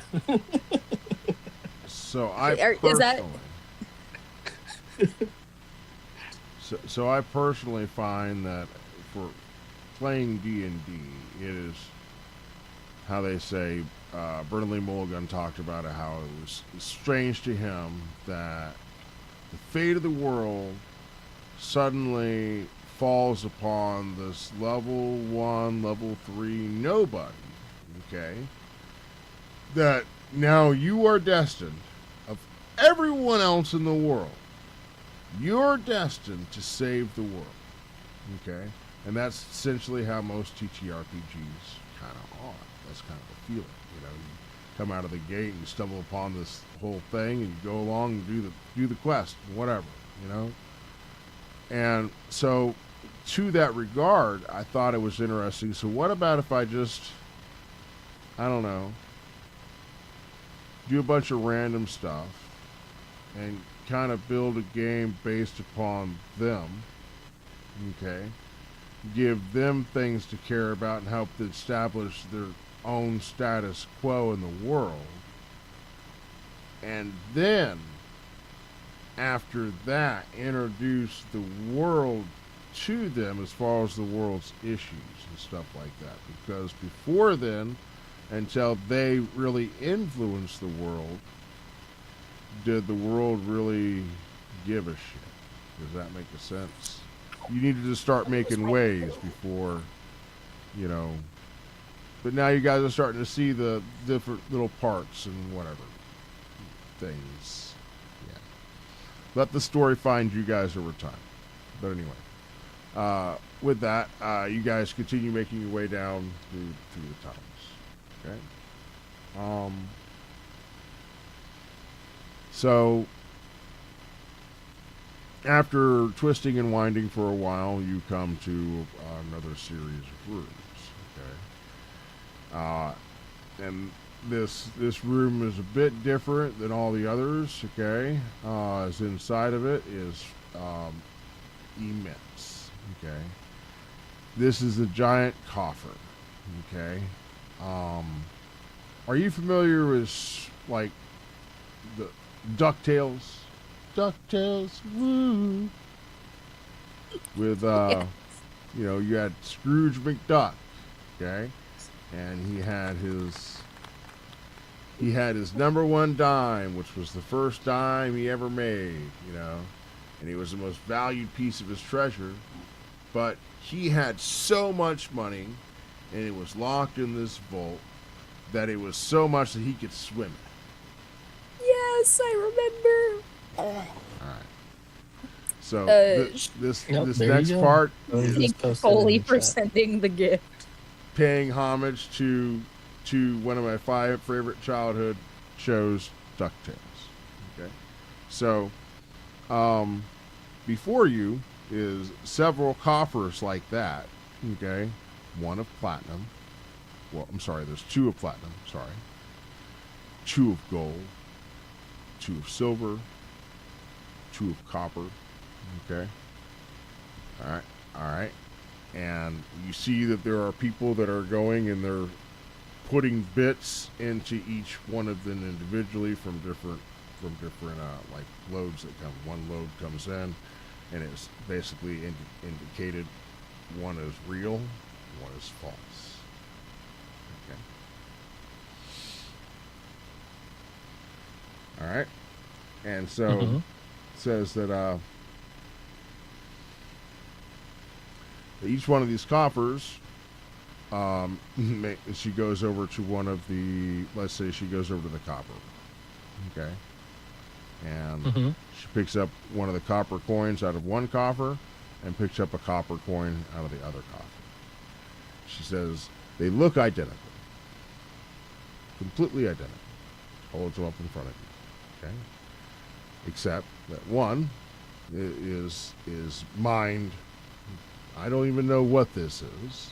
Where this is manufactured copper. Okay. Copper is she throws it back into copper. Copper is remanufactured. Okay. Turned into other more useful products. You know, like wire. Okay. And says, and these are redistributed back into said economies. And throws the other one back into the coffer. So to explain, both of them come in through the various stores and so forth up top, and you guys maybe saw a handoff from a guy to a mysterious guy coming and collecting from the dude.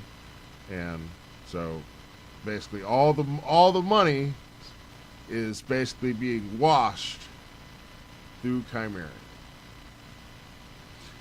And they're redistributing counterfeit money that is magically made. Okay? So then she goes over to another little area, and it has a number of different rods. Okay?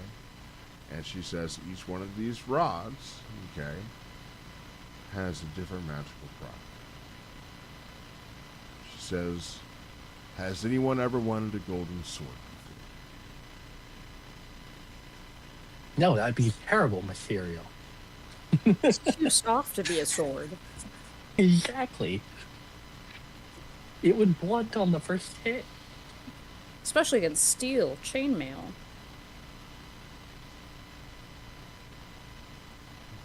Fair enough. Go on with your demonstration.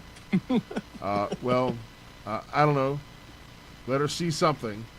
Anything.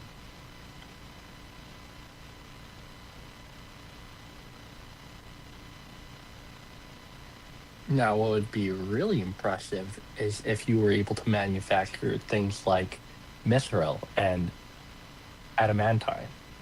That would be impressive. Okay.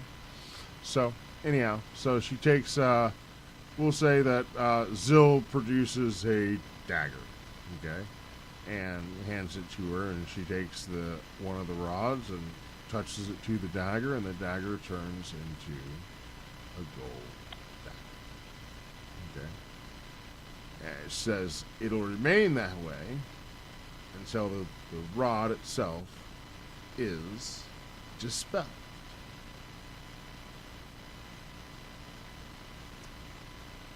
So if you were to dent it while it's gold, it would bend like gold.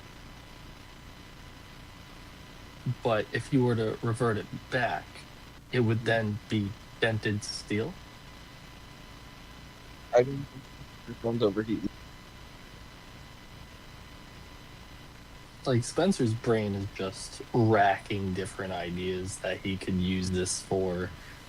He's also mentally noting every single rune that he passes and trying to like identify the rod like low key to see like how it works.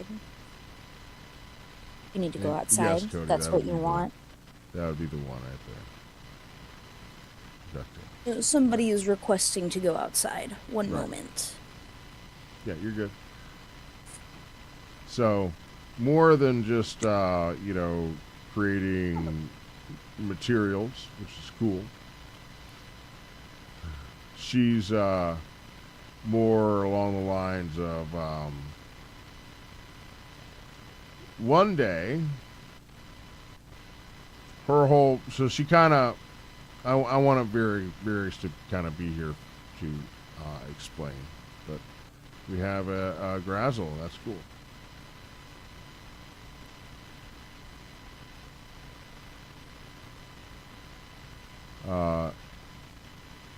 We have a Grazzle. Cool.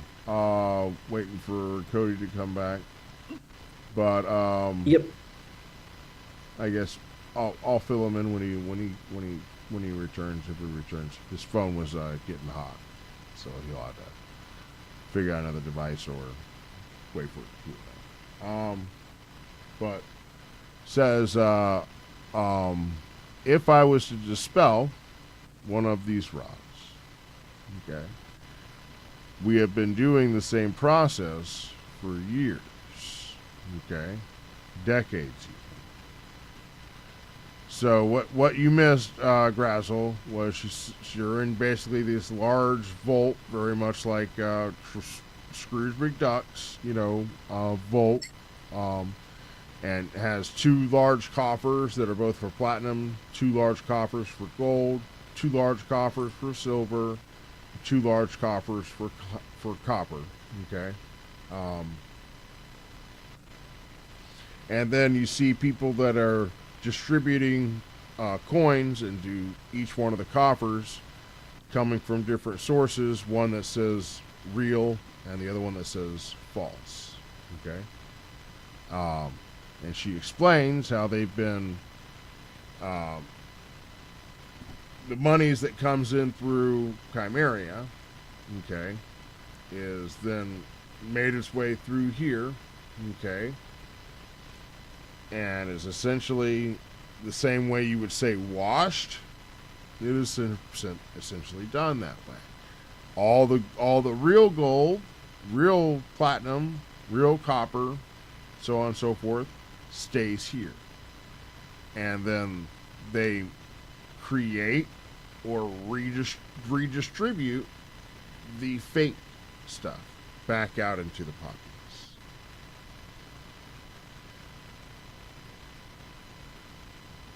And they're using the product not just because they like monies, but they repurpose the actual material, the actual gold and copper, into different different materials that are more useful.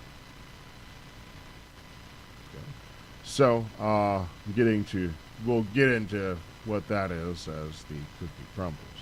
So the magic stuff does not maintain the actual mechanical properties of the material.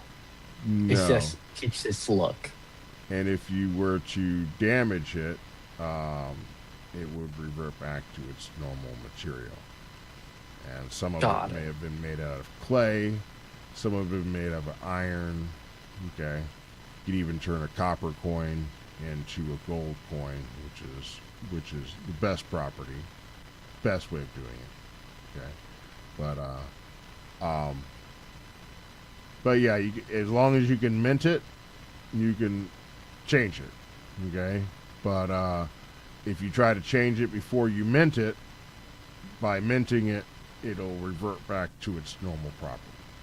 Okay, does that make sense? Understood. Yes, perfectly understood. Thank you.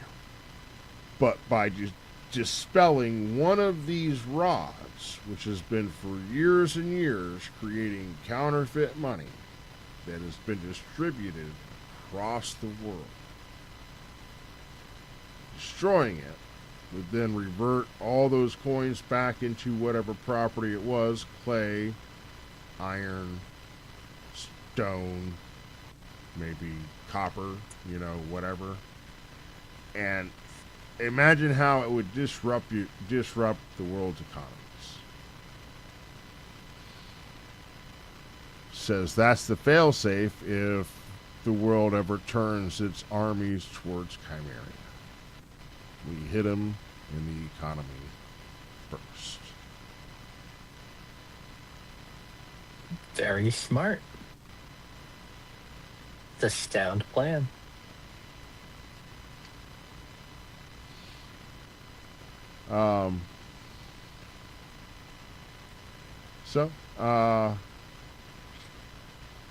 But then she kind of grins and looks at you and picks up one of the rods and says, "Anyone daring enough to topple an empire?"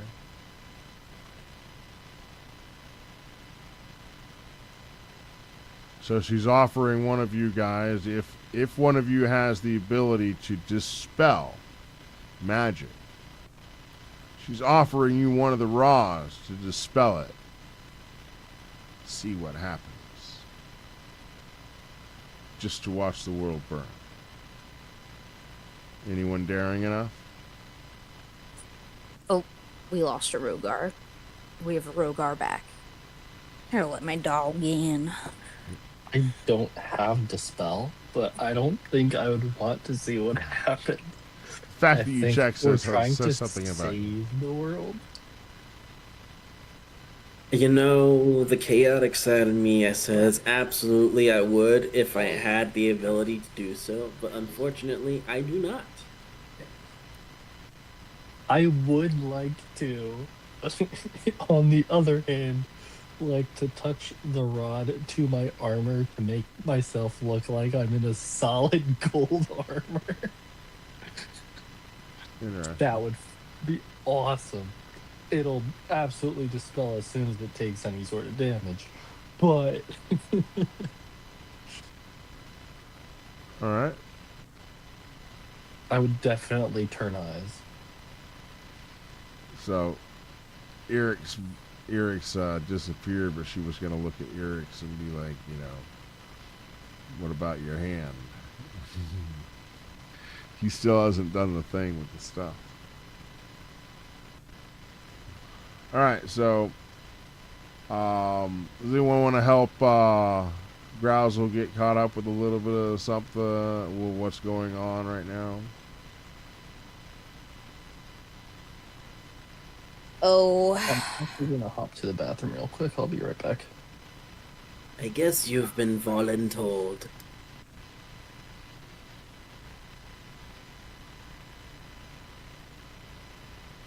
so basically, Oh, this is gonna be good. I don't know if it's gonna be good or not. I'm not having a good time.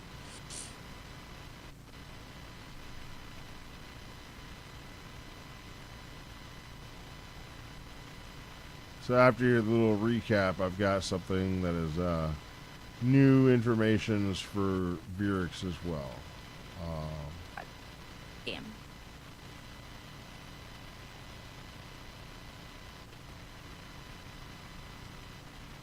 Sorry, my Discord did a little reboot. I think it's because I'm in the browser right now. Oh, perfectly fine. So, got to Chimeria. Doing stuff in Chimeria. Found out a lot of stuff about Zill. The whole main point of us coming to Chimeria was I was trying to facilitate a deal to obtain synthetic Veldust, to cut it with pure Veldust, so that way Virix could maximize on a profit of it. She took the original 17 pounds of Veldust she acquired and sold it for full price on the market, right? Paying a 30% cut to distributors, whatever. Taking that money, buying synthetic Veldust to cut it into pure Veldust for a higher return profit. That was the whole plan and whole main driving reason for coming to Chimeria. Beautiful plan, by the way. And thank you. And thanks for fucking it all up. Wonderful work as a DM. Thank you. Genuinely great game design.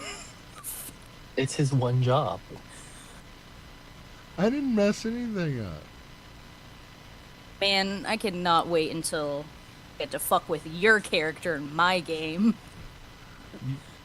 Do you have your Veldust? Not yet. No, technically Will. not. Arrangements have been made. I don't even know if I want it anymore. Oh man. I'm just gonna plead the fifth. I don't know. I don't know what she's talking about. Welcome back. So currently we're meeting with our connect that Zill gave me the contact for and who has facilitated this meeting. Our connect is Lady Vel. Our connect is Lady Vel, who ascended to godhood and who is allegedly and who is queen of, I'm sorry, is it the whole continent of Chimeria or just the city that we're in? So, I do want to clear up something. It's not Lady Vel. Okay. It's a confusion. It's Lady Vel's daughter. Okay. It's who basically succeeded her after she ascended. Okay. So, is it basically Lady Vel? Yes. But it's not technically her. She's technically in the Shadowfell. Technically. So Lady Vel's daughter is the one that's wreaking havoc on the world and trying to combine them? That would be Lady Vel herself. Okay. But And we're going to get to that next. But the Lady Vel who's showing us her counterfeit and money laundering system at this moment in time is Lady Vel's daughter. yes. Lady Vel's daughter's more of the business woman. So what you missed there, Cody, when you were disengaged, if you're back with us there, Eric's, Yes. is what she's been doing for years is monies that comes in through Chimeria is then replaced with fake money that has been manufactured through magical means. She's got these magical rods, okay, that are transmuting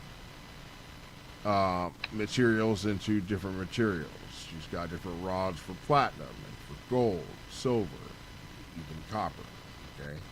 And she's making them out of like, you know, all kinds of different stuff, clay, you know, stone, she said, basically anything you could mint something out of. If you could mint it, then you could turn it into whatever else, okay? But once it's destroyed, it'll be it'll or damaged, okay? So if you screw it up, you take one of these fake coins and put it on a train track and have a train run over it, smush it out. Well, it's going to turn back to whatever it originally was. Okay? All right. Well, once it's destroyed, it's going to revert back. Okay? If you also were to destroy one of the rods, everything that was ever changed by that rod would turn back. And so basically she said, she explained that this is her failsafe, that if the worlds ever raised their swords against Chimeria, she'd hurt them in the bank first. She'd hurt their economies, okay, by destroying their money. Most of it. Wow.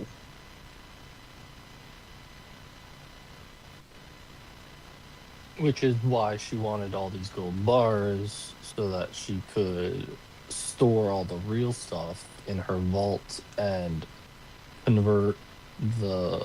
make a new currency system, sort of. She's trying to give out dollar bills, y'all.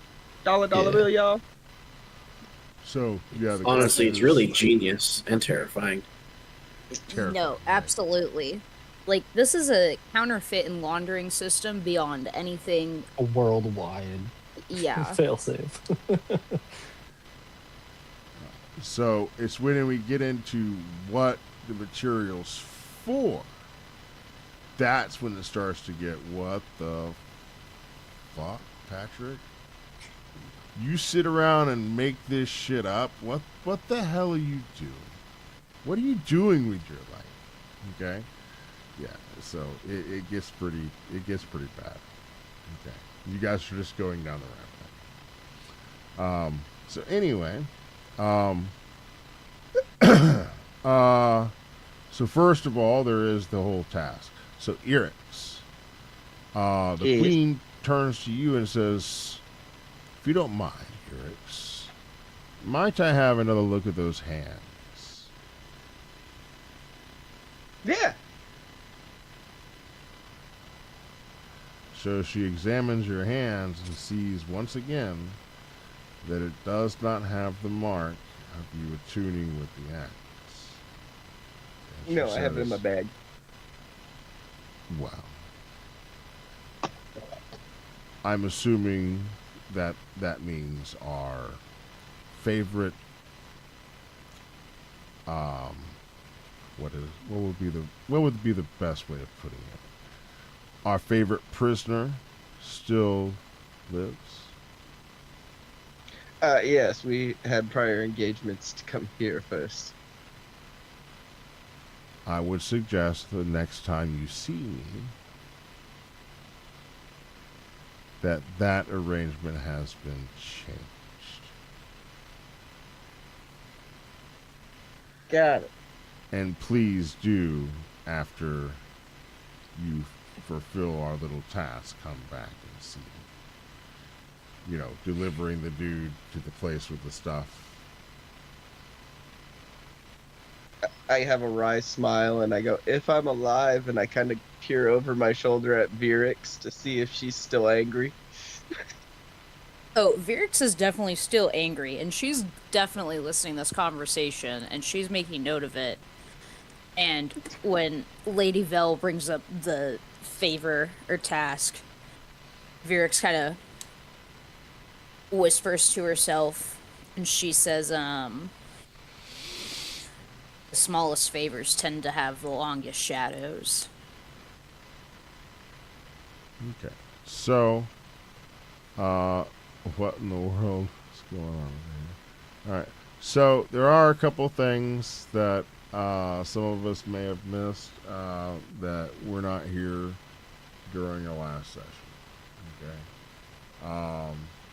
I will point out that in the text chat that you will find in our voice chat here, if you scroll up to last week, okay, there is a bunch of different little files that you can download, and these are actual little deals I made for you guys as handouts, okay, which was made for you to be able to read along with me as we were doing the stuff. But as it turns out, some people have stage fright, so I was doing it myself, and we're gonna go ahead and do that here. Okay. I'll read mine. Stage fright? What do I you don't mean have stage fright. I don't have stage fright. I'll read mine. Which one's mine? Okay. I have a fear of reading in front of people because Yeah, I'm not gonna I make you have not do it. dyslexia, Okay, so but there I is read- visions beyond the veil, and there is 1, 2, 3, 4, 5, 6, 7, 8, and 9 different pages. Where did you say these are at? So if we look into in this text. the text chat for the voice chat that we're in, I know that sounds weird. Okay, if you're in your computer, it's going to be up on the top right. I got you. Okay. All right. Then look up at last week. This is normally where I'm going to drop little handouts and stuff like that. I should have created them as different forms of files, but I made them into PDFs, and so this is what happened. Now they got to be downloaded instead of just easily viewed. But yeah, there's a number of different PDFs, Visions Beyond the Veil, okay, that are dropped in there. Any of you wants to start, by all means do so, and I'll follow along over on my end.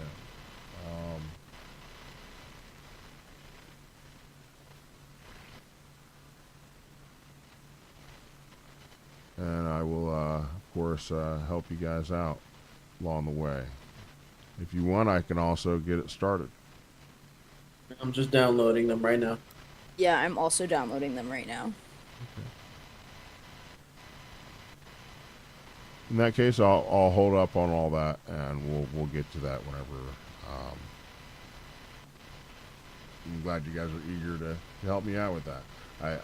I had a feeling that Bamboozle wouldn't have had a problem with it because he's a narrator also by trade, and he does a lot of the stuff for this DMing. And of course, I know that you do there over there as well, Siobhan, so I'm glad that you were eager to. It's also fun for me to get you guys to be able to do a little of this for me from time to time. Read to me. I want you to read to me, Daddy.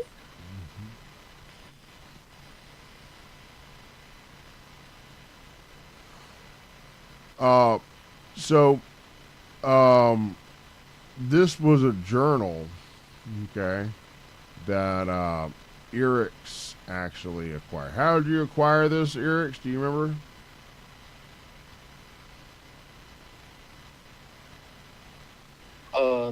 Research in the library, I believe. Looking through the library. Came across one of... I think it was trying to look for information about the Black Hand, and this was like one of the only things that he was able to find. The lore master found this for him. Right.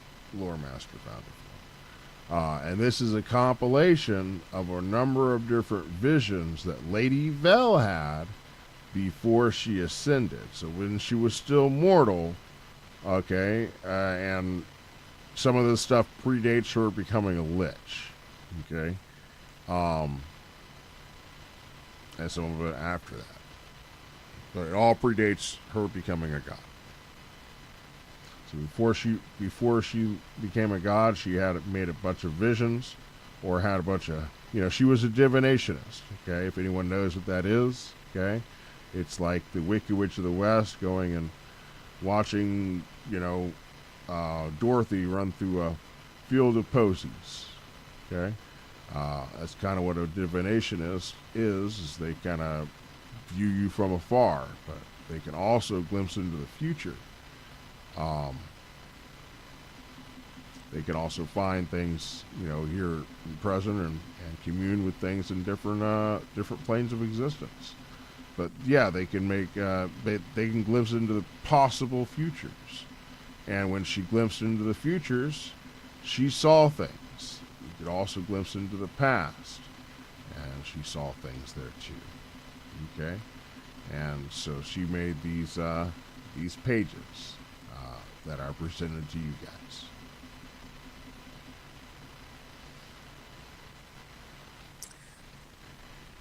Damn. You want the effect of it being read in a lady voice? I can do that. Seeing as I'm the only lady here. Yeah, that's for sure. For sure. Please do. Right. Volume 1. Recorded by Valectria, Keeper of the Final Threshold. There is a difference between prophecy and vision. Prophecy declares what shall be. Vision merely reveals what may yet come to pass. I have learned that certainty is the greatest liar of them all. Should another read these pages after I am gone, understand this above all else. I was wrong many times. May you have the wisdom to discover where. The first vision. I stood upon a world that had already ended. The sky had not fallen, the seas had not boiled, no great fire consumed the heavens. Instead, something far worse. Silence. Cities remained standing, but there was no laughter. Forests remained rooted, but nothing grew. The dead did not rest, the living did not age. Time itself seemed unwilling to continue. It was not destruction. It was completion. As though existence itself had drawn its final breath and simply forgotten to exhale. I searched for the cause. I only found a shadow so immense that mountains disappeared beneath its passing. I knew no name, only hunger. Margin note, year 43. I once believed this creature to be a dragon. It is not. The second vision. A woman of living stone stretched forth her hands and the world broke. Not from malice, from necessity. 3 became 1 no longer. 1 became 3. Life, death, and all that stood between. She did not save us. She delayed the inevitable. For 1,000 years I cursed her. Now, I wonder if I should instead thank her. Margin note, year 187. Godum? Godum? Godum. Godum. Godum understood something I did not. Delay is not failure. Delay is opportunity. Oh, we're jumping to the 7th vision. The 7th vision. I searched every future in which the beast was confronted. Kings failed, empires failed, the gods themselves failed, power answered power, chaos devoured both. Margin note, year 302. I have abandoned the pursuit of victory. Survival is the only meaningful objective. The 12th vision. The world's touched. For one impossible moment, life flourished without decay. The old walked as though young, the fallen rose laughing, the forest sang, death itself fled, and I believed I had found perfection. Then I waited. What cannot end, cannot begin. What cannot die, cannot live. Balance collapsed beneath the weight of eternity. I watched paradise become prison. I closed the vision. I did not return. Margin note, year 418. Shadow without Fey is oblivion. Fey without shadow is stagnation. Material without either cannot endure. The world must become whole, but only long enough.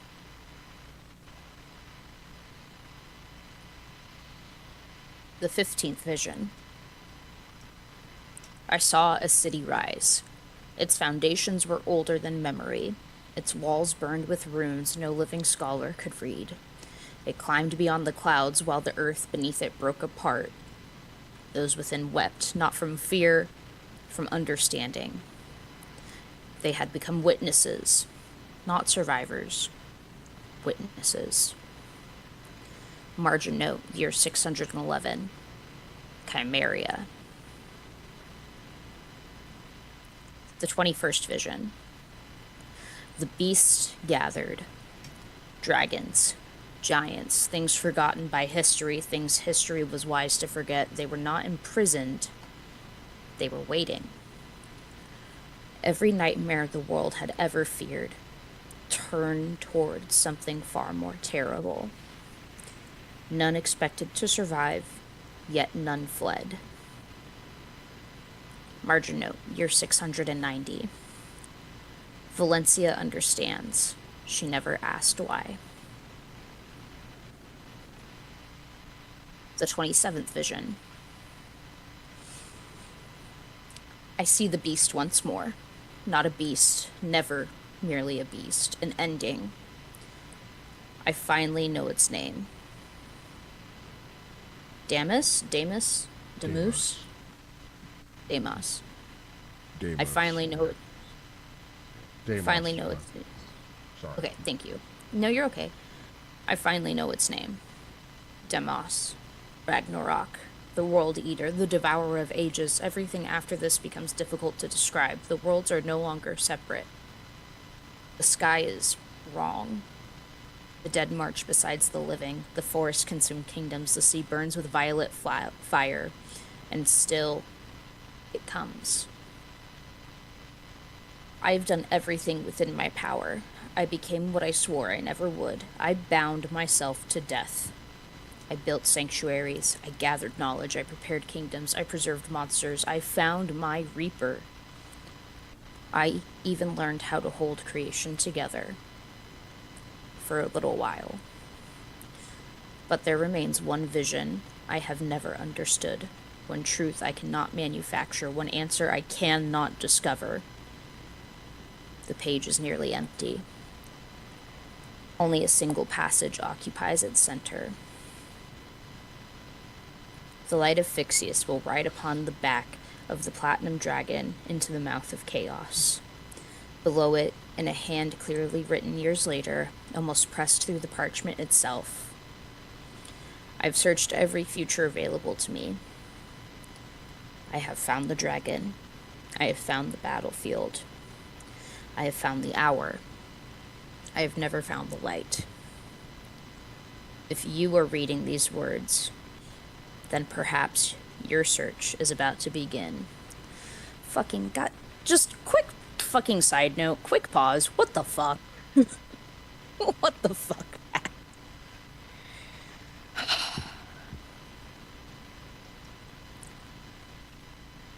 I've come to a realization that has haunted every waking hour since the final vision revealed itself.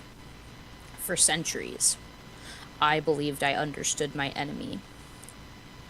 The paladins of Phyxius. I called them zealots, fools, children clinging to stories while I wrestled with reality. Every obstacle they placed before me, I removed. Every fortress they raised, I brought low. Every order they rebuilt, I scattered once more. I believed I was protecting the future from the blindness of faith.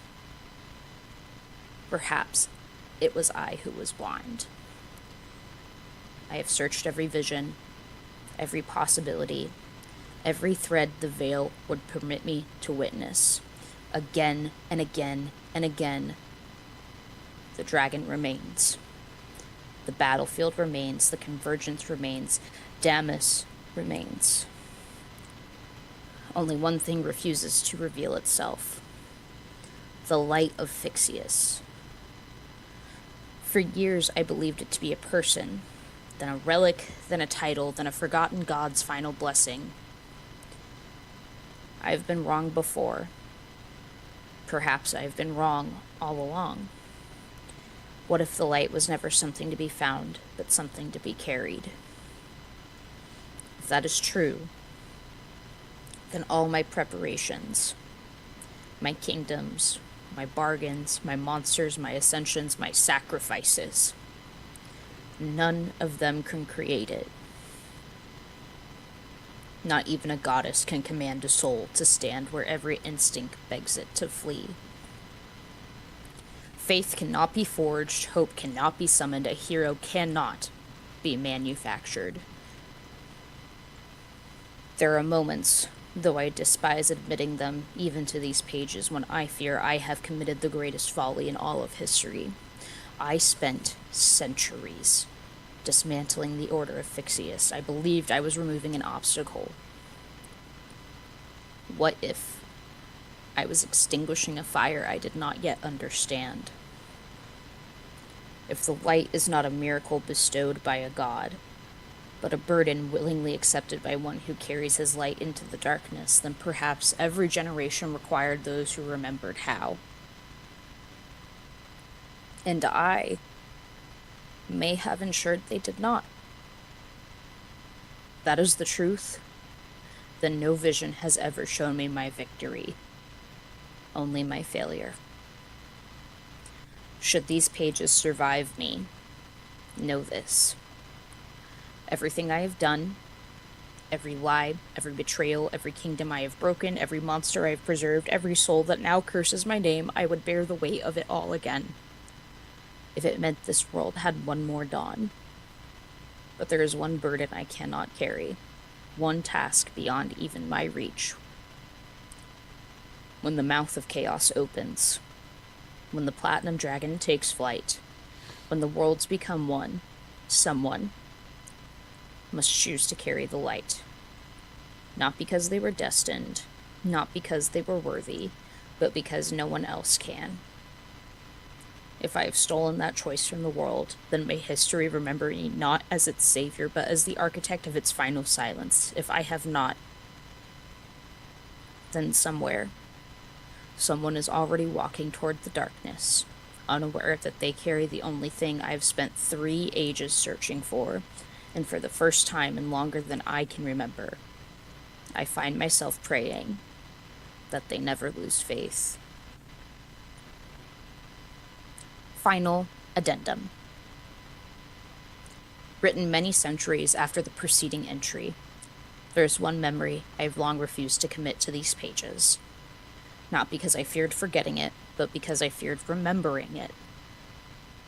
Long before the seas swallowed Aquilonia, before I embraced undeath, before I reached for divinity, there existed a relic known throughout the world as the Light of Fixius.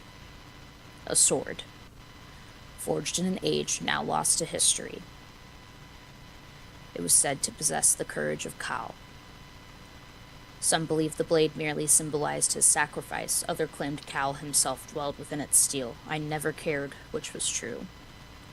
Only that every prophecy I encountered seemed to orbit that accursed blade. If the light was to be extinguished, then so too would the future it promised. So I did what I have always done. I deceived. I manipulated. I whispered truths wrapped in lies until others believed the decision that had been their own. Heroes undertook the impossible. They journeyed where no soul was ever meant to tread. They found the sword. And by my design, they destroyed it. I remember the satisfaction, the certainty. I believed I had severed destiny itself. I remember thinking, at last, the light is gone. I was wrong. The impossible happened. The sword shattered, but the light endured. It abandoned the steel as though it had never belonged there. It sought another vessel, not one chosen by kings, not one ordained by priests, simply someone worthy to bear it. I watched with my own eyes as the light clothed itself in mortal flesh. Fucking goddamn it. I'm too locked in. No relic, no enchantment, no crown. Only a single soul whose courage eclipsed every certainty I possessed. Then, upon the back of a steel dragon, they rolled willingly into the plane of chaos, and once more the words returned to me. The light of Phyxius will ride upon the back of the platinum dragon into the mouth of chaos. I spent centuries believing the vision had failed. The dragon was wrong, the prophecy imperfect. Now, I wonder if the vision was never speaking of dragons at all. Steel? Platinum? What difference does metal make to a prophecy? Perhaps I was searching for precision when I should have been seeking truth. Perhaps the dragon is simply the path, the mouth of chaos is simply the destination, and the light was never the sword. How could it be? No. The sword was merely the first thing I ever saw carrying it. Perhaps the light cannot be held in one's hand, nor locked within a vault, nor broken upon an anvil. Perhaps it cannot be preserved because it was never an object to begin with. Perhaps it is carried only in the heart of one willing to walk where no one else will. If that is true, then I have spent 3 ages searching for an artifact when I should have been praying for a hero. There remains one question I cannot answer, one that has robbed me of sleep more effectively than guilt ever could. As the light found another, or, in my arrogance, did I spend centuries extinguishing the very faith from which it is born? If the light lives still, then there is hope beyond my vision. If it does not, then history will remember me, not as the woman who prepared the world, but as the one who finally succeeded in destroying the only thing capable of saving it.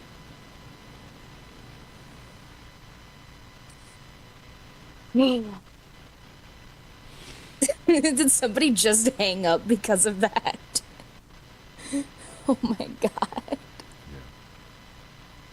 Thank you for indulging me there.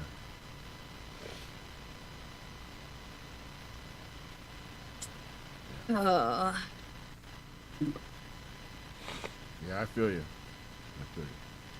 I gotta take a shot. Hang on. A lot to unpack there. Yeah, that was quite a bit to unpack. That's yeah. That was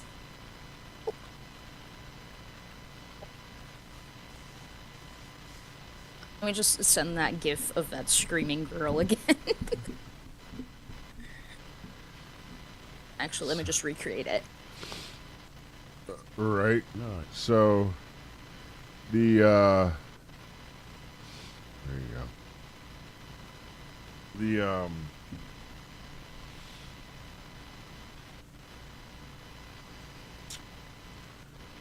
The journal spoke of a few different things. Most in particular was this Deimos. So,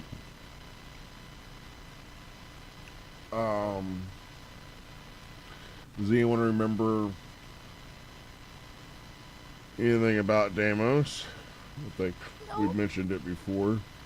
No. Deimos is actually a continent in Thalia.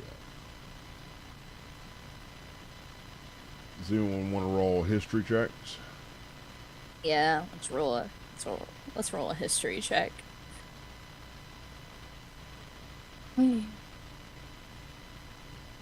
Probably not for Grasp. Unless it's something he might know off from travels. Yeah, maybe. Maybe he's heard about it. It's a story as old as time, as they say. But maybe. Yeah, no, maybe, probably not. Yeah, roll a history. We'll see if they do. Oh, I did. That's a 7. 7? Yeah, probably not. What you got there? I got a 15. 15. Okay. Ryan, what you got over there, bud?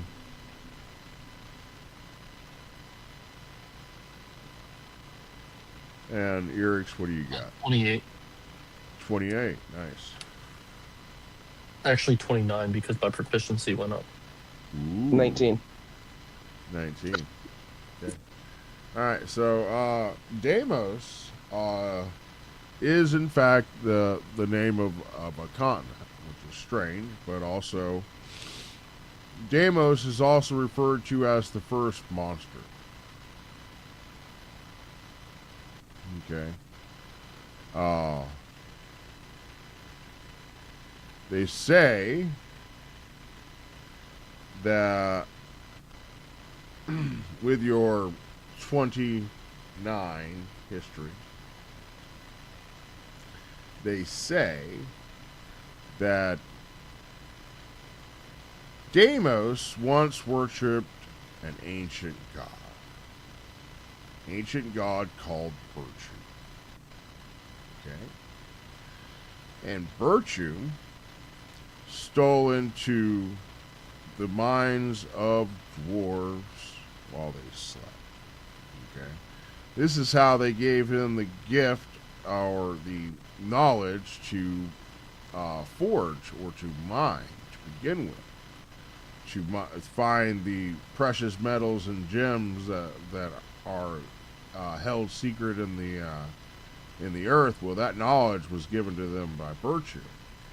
The knowledge of forging that came in a dream. Another gift of Virtue. Okay.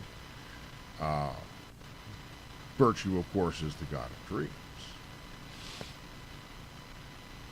Well, also taught this Godun, this Deimos, how to forge the first blade. Okay, so they say that the first blade was also the product of Virtue, but not as a tool, but as a weapon to kill. And that through a dream, Virtue convinced Deimos to then travel to one of Godun's temples and kill one of the high priestesses there. Murder. And Deimos was cursed to basically to never die, for everlasting life, and his body was turned to look hideous. And this was a curse bestowed upon him by Godun. Okay, and basically he turned into what we would. You look at him, you'd think he was a really short, stocky troll. Boils, scaly skin, long arms and fingers and nails, and real ugly looking. Okay? But they say that Deimos had a unquenchable hunger. Okay, and that his hunger made him massive, huge, and that his destruction upon the land was was, Titanic. That his body, when he was slain, is actually what makes up the continent of Deimos.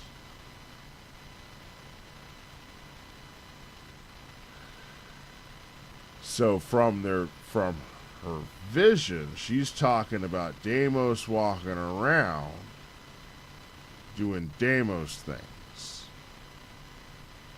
which is eating. It's talked about insatiable hunger. And there is a prophecy about Deimos, and that his return marks the end of the world. It's essentially Ragnarok. They say that Deimos isn't dead, he is merely sleeping. When he wakes up, that's all, folks.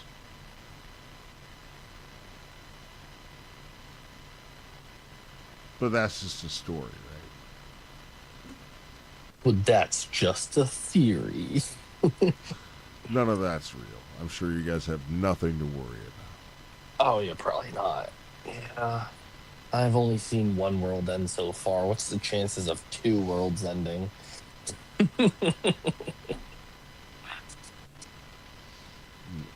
I hear some dogs outside doing the barking thing.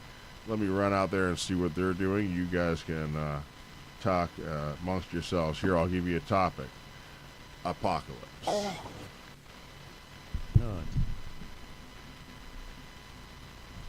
So who wants to live and then quickly die in the Shadowfell? Not this guy.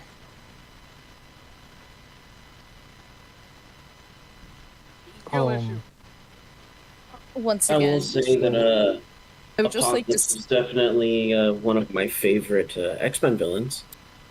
Ah, yes. I do Looks is a pretty have good X-Men villain. plan, but it relies on something that probably won't work.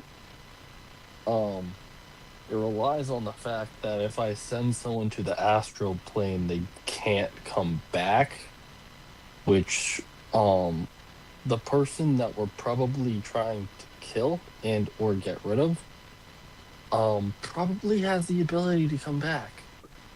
This Lady Vel character that we're trying to stop causing the apocalypse, I can technically send to the astral plane if I put 2 bag of holdings together within 10 feet of them. It's not Hang a on. save or anything. My I friend, can create bag of holdings. my friend, I have something here. Yeah. Maybe this might help, but take a look at these. And I'll just go ahead and screenshot this for you What you and send got? it to you. Since, yeah. What's the name of it? It is a item. It's a wondrous item called magic cigars. Huh. One of these cigars is an effect where anyone within the area of it, more or less within like the smoke of this, I guess, it's very vague. It basically does astral projection. Anyone that's taken like the smoke of these cigars. Oh yes, but like me and Rogar are able to create bags of holding, and if you put one inside of the other, it creates a temporal portal that sucks anything within 10 feet of it into the astral plane and then closes the portal behind it. It is a one-way portal. So I can create a mechanism that holds both of these bags of holding, and someone can toss it, teleport away, and activate it with a button. And it'll just close a portal around them.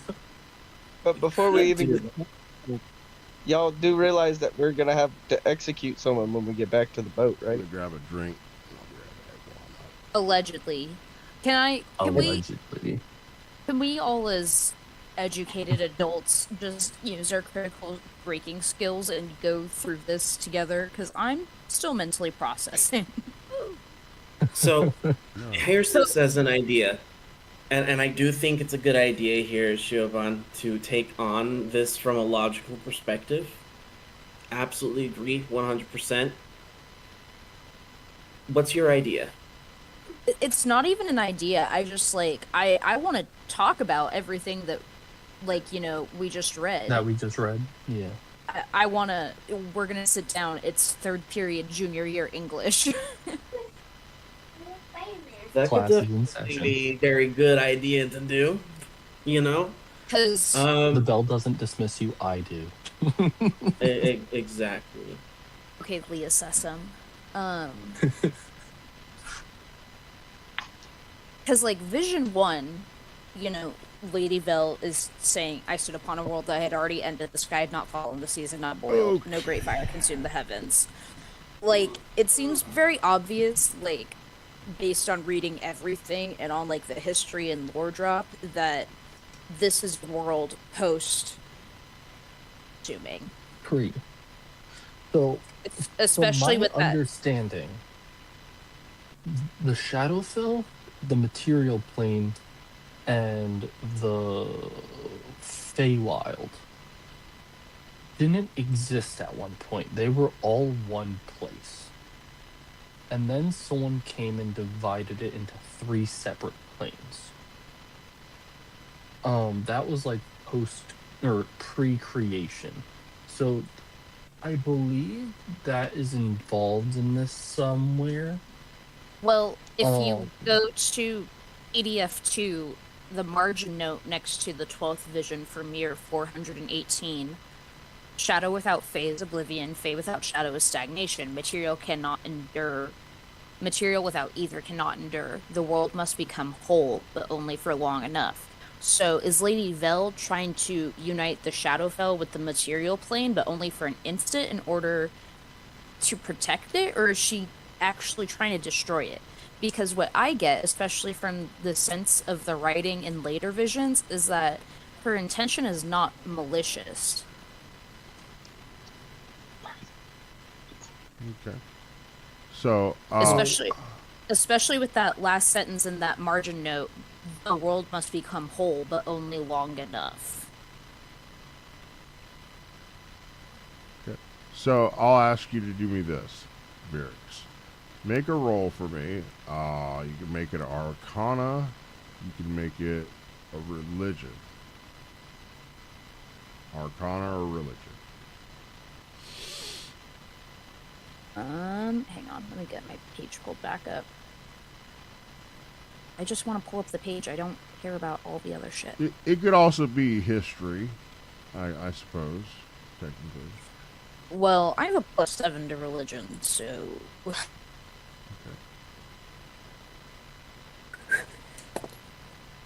And that was a 5 for a 12. That actually really not that great.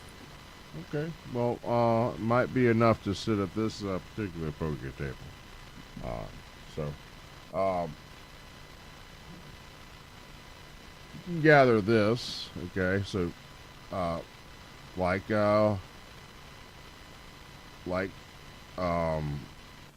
Ryan was just talking about how in essentially D&D lore, the 3 were 1, and then someone came along and split them into 3.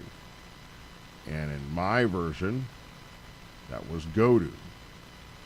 Godum split them into 3, okay, creating the Fae and the Shadowfell, okay, and that was as a reaction to Bertrum's corruption of the world, and basically in order to kind of save the world from being completely corrupted, pulled that corruption off, and that became the Shadowfell. And then to preserve what was good from what could be tainted from Bertrum's corruption, basically spared everything that was good okay, and true,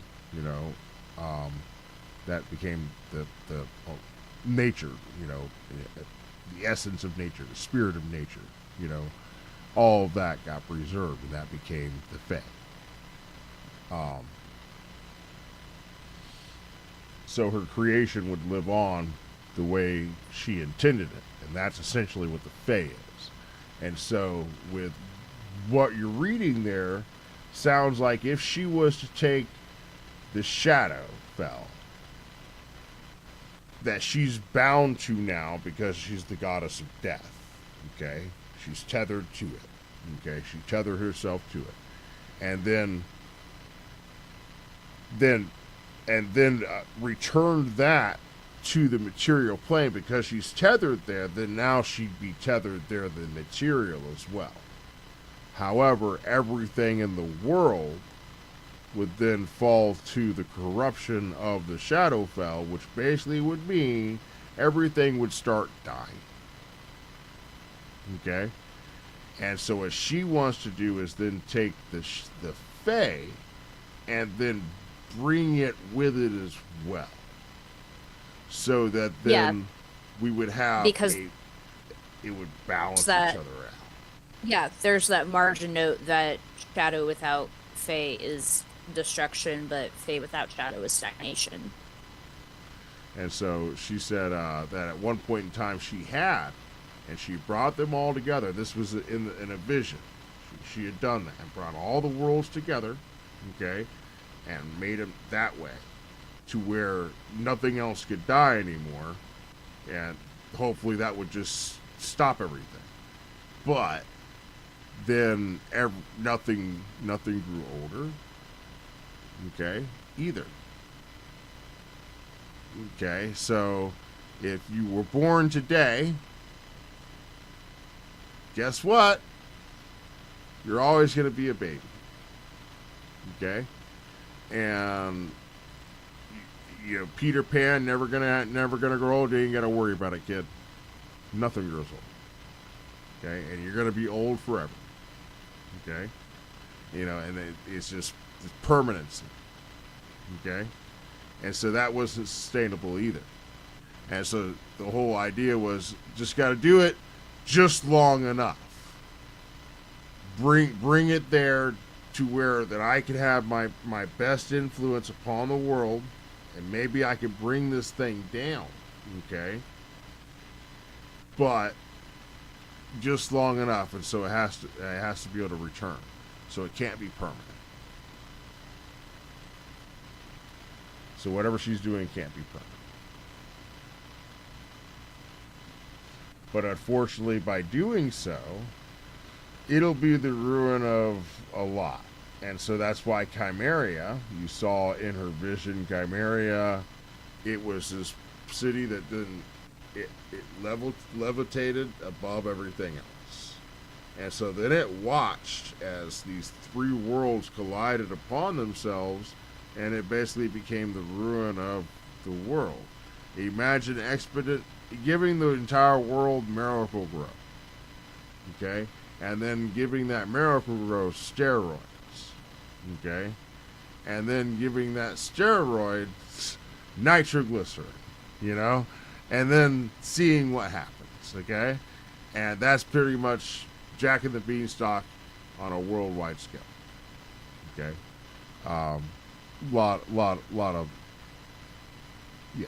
of bad stuff. So not a whole lot's going to survive that. So so you could look at she was kind of looking at Chimeria as pretty much being an ark. That's why everything is preserved there, and all walks of life are welcome there. But everything there, you gotta be on your manners, otherwise you can't be there. It is a wellspring of knowledge. All that knowledge is all gathered in that one place. Okay, all the knowledge about the world's histories. Okay, and everything, whatever magical and so forth, all that's gathered there. It's an ark. She made an ark. They had become witnesses.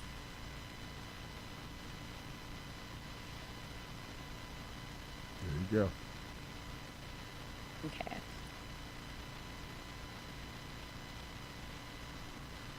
And if you remember, I do believe it was spoken that the axe isn't just a weapon, it is also a key.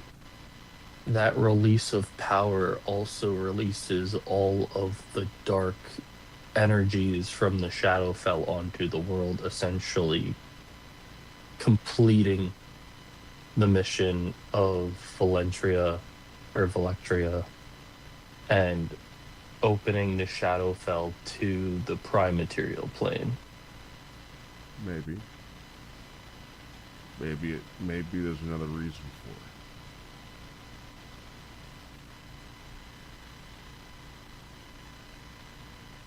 it. Maybe that's part of it. Definitely a part of it. Definitely a big part of it. But So if we were to use the power of the axe, it would risk destroying the prime material plane and unleashing a bunch of undead chaos onto the world. if I may, just for a moment. Yes, go for it. So, what is? Do you remember who Amra was described as being? Who? The guy in the Amra? axe. Amra. Yes. He was a sort of, not a barbarian. Well, he was. Like, yeah, he was a barbarian. He was a barbarian chieftain, a leader. Okay. Yeah. And he even has the power, basically, to lead the dead. All right. And so, what does an army need? Army needs a general. Okay? So, make a legion of army of undead, you gotta have someone to control, someone to run it. Especially since Lady Vel's gonna be busy, with holding 3 worlds together.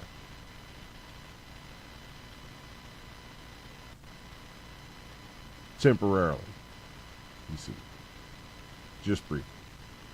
So apparently she's been collecting these monsters. That was kind of what was going on there. And releasing them against this Titan, this monster. Okay, monsters against monsters. One thing that wouldn't run from something big and nasty is something big and nasty.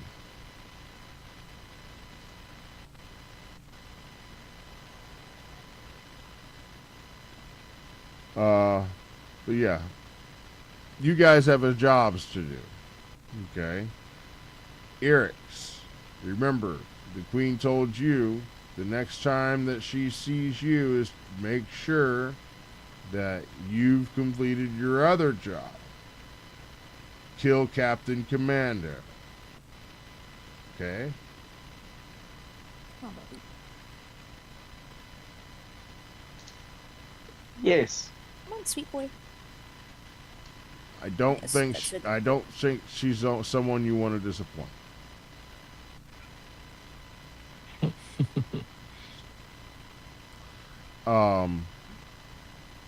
And with that, I know we didn't do a whole lot with mostly the characters this week. We're doing a little bit catching up with Virix, hadn't been here for a little while. And of course, a little bit of catching up with what you guys all done with the journal, which I'm glad everyone's on the same page now. You guys can talk about that, but what all that means, you know what I mean? I think that's has a lot of implications. And she had mentioned that she was wrong a few times, you know what I mean, and admitted to it even throughout those pages, and so maybe maybe you guys can figure out what this light of the Fixius is, because apparently it seems to be the one thing that can turn the tide, that can make all the difference. All she can do is buy the world time, but the light of fixity is the only thing that can save the world. Who's that?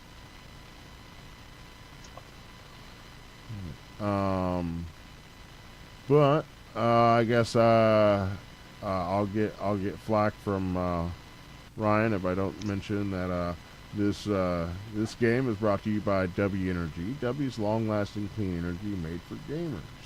Head over to w.gg using the link in the description below, and use the promo code Jenkins10 at checkout to earn yourself 10% off your order.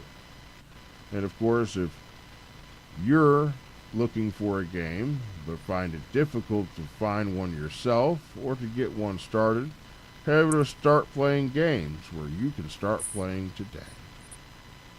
You can find that link and more in the description below. Okay. But unless there's anything anyone wants to do before we Could I drop spend a little bit of time studying those navigation books? navigation. Okay. Yes. Navigation. Yes, you can do that. And what about you there, Ryan? Oh, I was just saying, what about your dice? You never did your hook on your dice. One link at a time. Link for one link at a time. So, yeah. Sorry, kiddos. I was really distracted, but okay, gotcha. Okay, Bubby. Did You're anyone okay. else have I got anything else they wanted to add?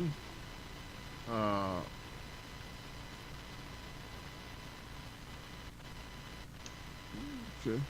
All right, so navigation. I'm sorry, go ahead. Oh, I was just gonna say, Wilson is fully in my lap at this point in time. Mm-hmm. So that's it. One Just follow-up puppy thing cam. for you there, Virix, once we get done with it, Eric's here.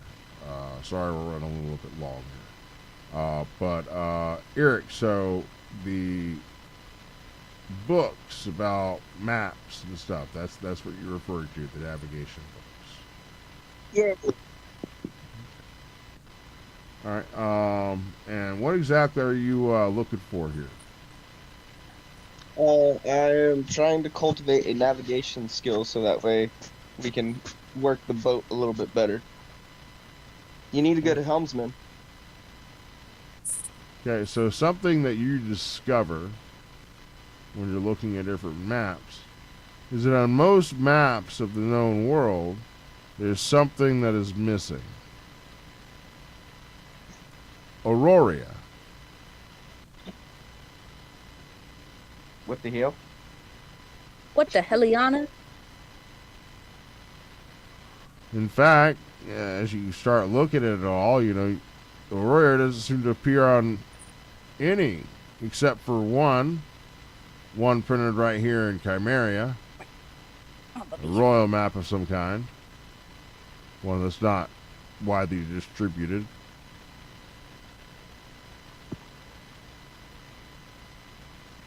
Interesting.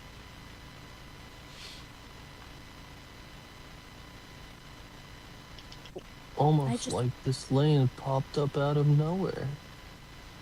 Almost like whoever discovered it's keeping it a secret.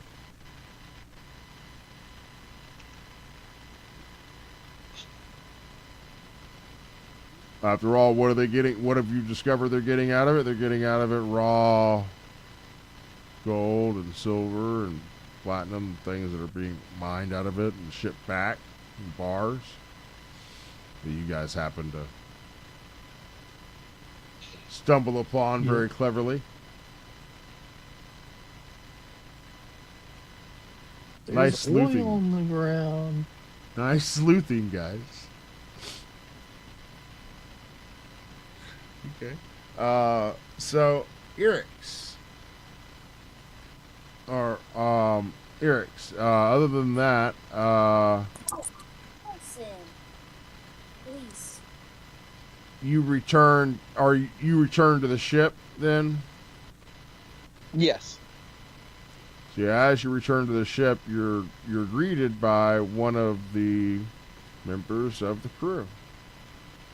He's very happy that you allowed him to, you know, become one with the crew and stuff, they gave him a new nickname. They call him Finn. Is this who I think it is? It is, in fact, the sergeant at arms that you had as a prisoner. He says his new. They call him Finn now. Everybody's gotten attached to him. They gave him a name. He said something about Mr. Zill said something about you needed to see me. Fucking Zill. That name gets around. Yeah. So by now we've been in Chimeria for about a week now, right? Yeah. A couple days, maybe. Yeah. Give or take. So I've acclimated myself pretty much with where most stuff is, right? Sure. I want to tell him let's go for a walk. Okay. Yeah. He's like, sure. It's been a long time since I've been in a, you know, big city like this. You know, Chimeria sure is strange. Let's go get a good meal, buddy. Oh, I'd be delighted. Free drinks. Everything aboard that ship, you know, it tastes the same day by day, just a little bit more saturated in sea salt. I know it's atrocious. Let's head to the nearest tavern and order the finest of specials. Are you buying it? I'm broke. You know I'll treat you. Okay. He looks very happy as you guys make your way to the nearest tavern. You make your way in. Of course, the tavern keep, you know, smiles as you enter, and, you know, you find a table that's empty. Pull up a seat. The tavern waitress comes by and meets you. What can I do for you, fellas? She says. I flash my wrist, which has my pendant on it, and I ask for the finest bottle of whiskey and 2 of your finest specials. Coming right up. She walks over to the barkeep and mutters a few words, and he obliges, and she returns back over with a bottle and a couple glasses for you. Says, if you need anything else, you just let us know. We'll be sending out some bread, fresh, once it's ready. Thank you. Okay. So she disappears. Says, wow, they really like you around here. Yes, it comes with the perks and benefits of being known. So we'll come back to that in just a moment there, Eric. So you think about what you're going to do here. Yeah. Meanwhile, Virix, you guys climb out of the tunnels finally, you know, after your meeting with the queen. And Zill has slipped back on his ring. He looks more like his normal self. He says, Virix, I wonder if you and me might have a word.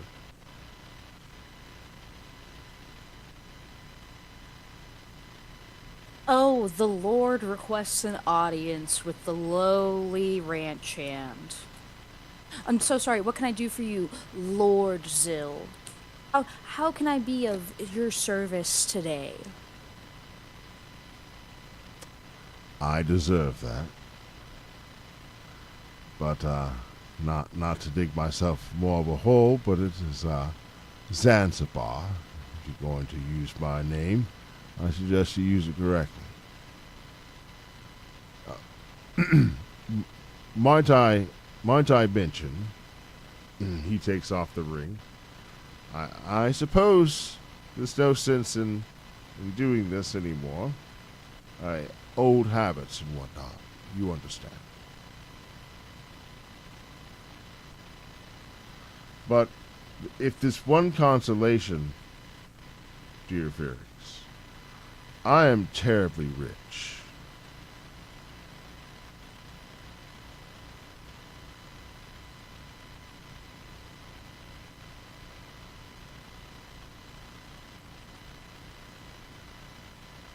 I don't even have a response for that. I want to be a smartass, so I don't even have a response for that. Oh, rich with gold that's laundered and counterfeited from Lady Vale's coffers, I'm sure. Well.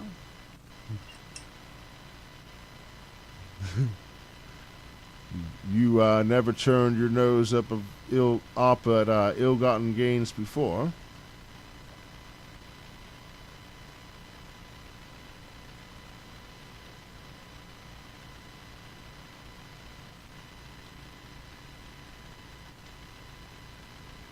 I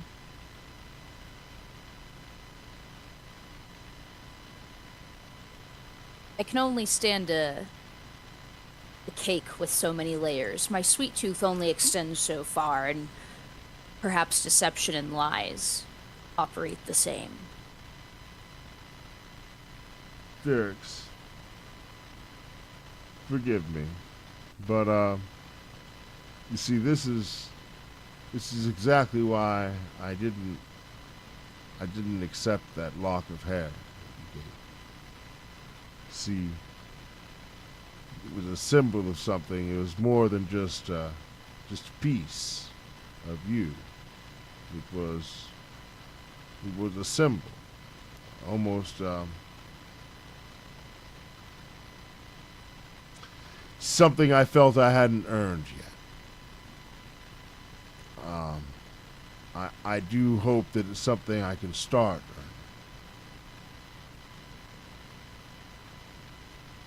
earning. The lies, I understand. Yes, Lord of Spies. That is me. Lord Zanzibar.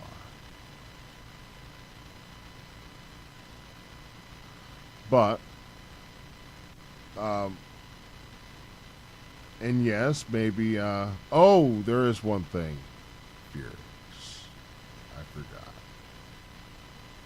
Oh, I don't like it when you say that. Just roll me an intelligence.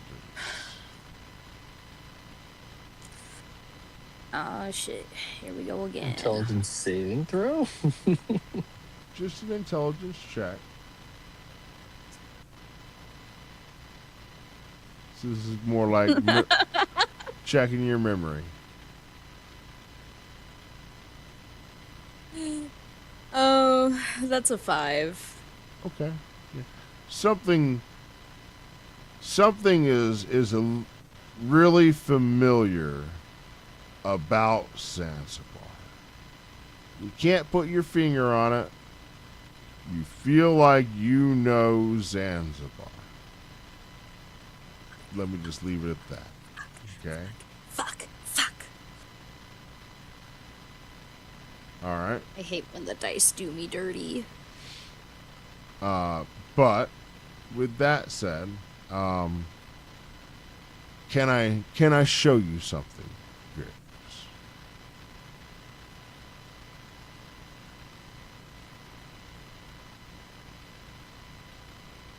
Sorry.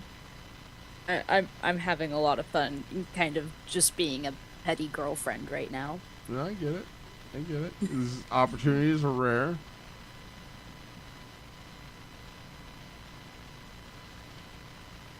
Virix responds and she says, normally, before a strange man shows me something, he takes me to dinner first, but sure, Lord Zanzibar.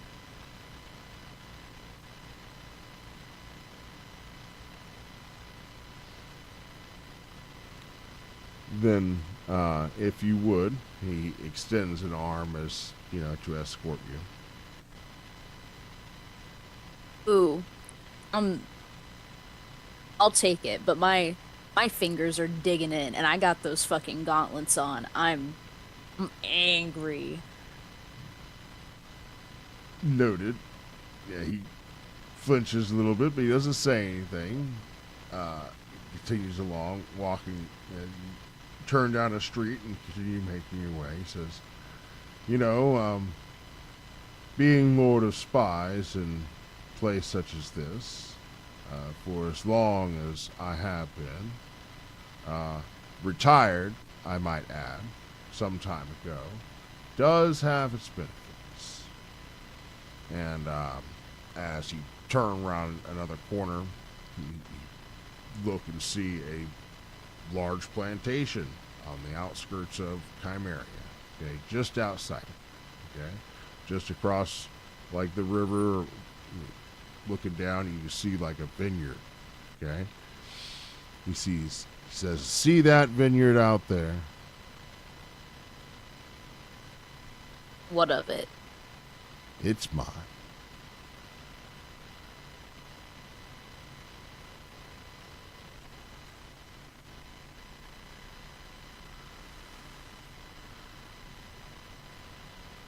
Not everything is ill-gotten.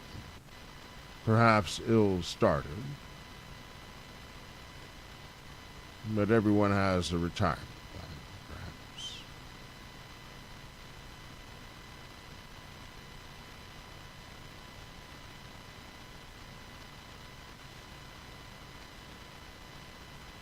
Says, would you do me the honor of having dinner with me? I suppose, but oh, I have nothing to wear. Perhaps we should see the tailor first, then. And I would like to comment that this Virix is still wearing like her chaps and her pants and her grimy cowboy shirt and her red bandana and her hat. I didn't want Sounds like the captain. I didn't want to mention anything before, but you do look like something the cat dragged in. Smell like it too. I ain't heard any complaints about my smell yet. That's Oh. that's a natural musk. Like a fine wine. Not. Daddy, chill. You just had to lick past the sour. I think was Oh, You gotta let the tannins settle to the bottom of the glass. the. Just fight for it. Fight past it. Okay, so yeah, you guys continue making your way and cross the way into this vineyard, and there are a few people that still work there. You know, he says, I have help that manages my estates and so forth, but it's mine, 100%.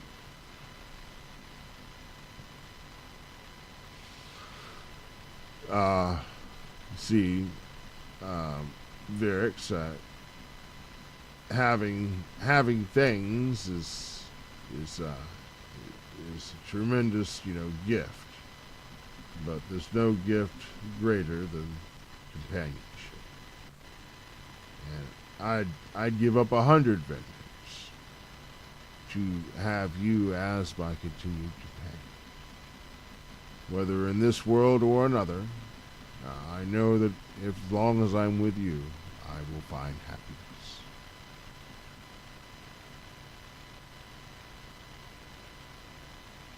Sorry I'm not all gruff and nasty. It does good to fit in when you want to appear to be the gruff sort.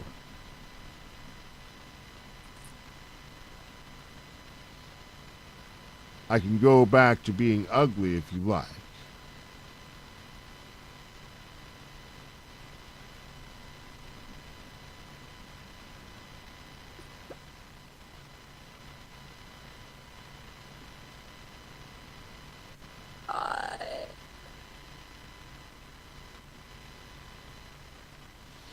It's just hard to be mad at him, right? It's really not, Not? actually. Oh, man. I thought I was doing a good job. No. You are. You're doing a great job. You know, you catch more flies with honey, as the saying goes. But that's like the thing. Virix is she sees that, like, you know, he's being more honest and truthful than sincere perhaps that he's ever been. It's almost to the effect of he's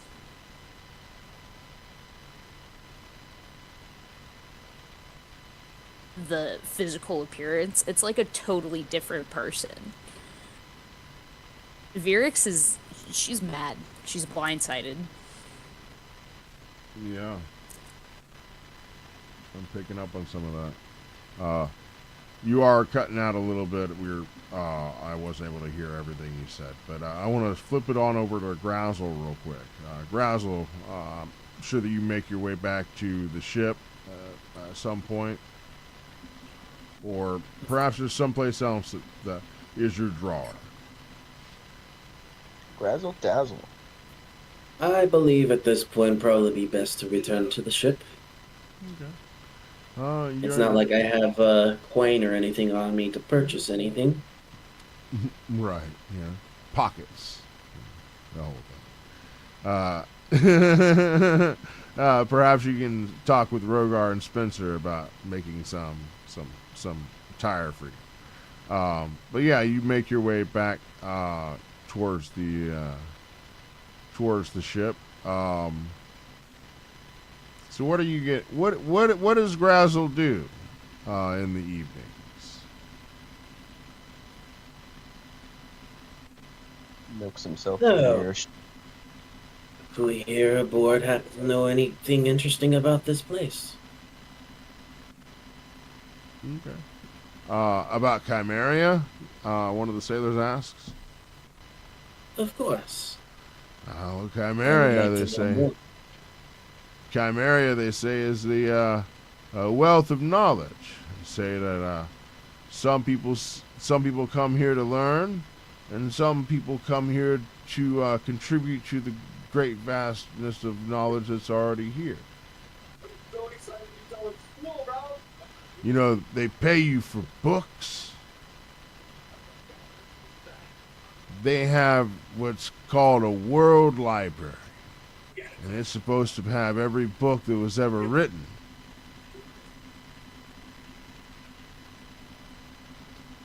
I believe we were just there. I don't know why I swapped into my other character for the other show, but Yeah. but There's yes, also that worked perfectly fine. there's also a school. A couple of them actually. One for you know, for learning your ABCs and so forth. University, I think they call it. And then another one that's an arcane school. It's where one goes to learn, hocus pocus.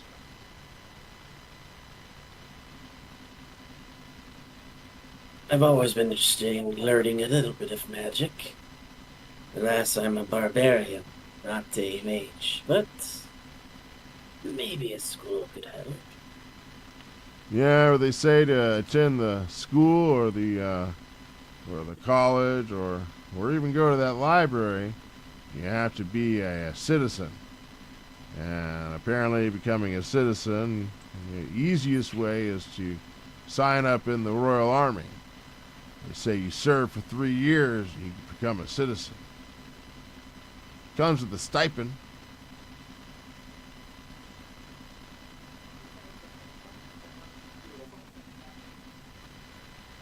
I don't know if I would like that. Yeah, it's not for everyone. Yeah, sailor's life for me, huh? I like to explore. I like to wander. I like to try new things. I'm a hunter. Hunter must hunt. It's what we do. Oh, you're a hunter, eh? Yes. I've dedicated my life to traveling the lands and learning all I can of its mysterious creatures. You're quite mysterious What seems myself, to if you use- don't mind me saying, friend. Where I'm from, my kind are rather common. Around here, not so much, it seems. Say, what do they call your kind? We are Naga. Naga to meet you. Uh, huh? That's something we hear folks call a joke. Oh, Yeah. oh. Jokes. Yeah. I see. It's meant to be an attempt at humor. You know, a joke. I mean no offense, but that was very dry. Especially for a saint. Yeah, well, that's what they tell me.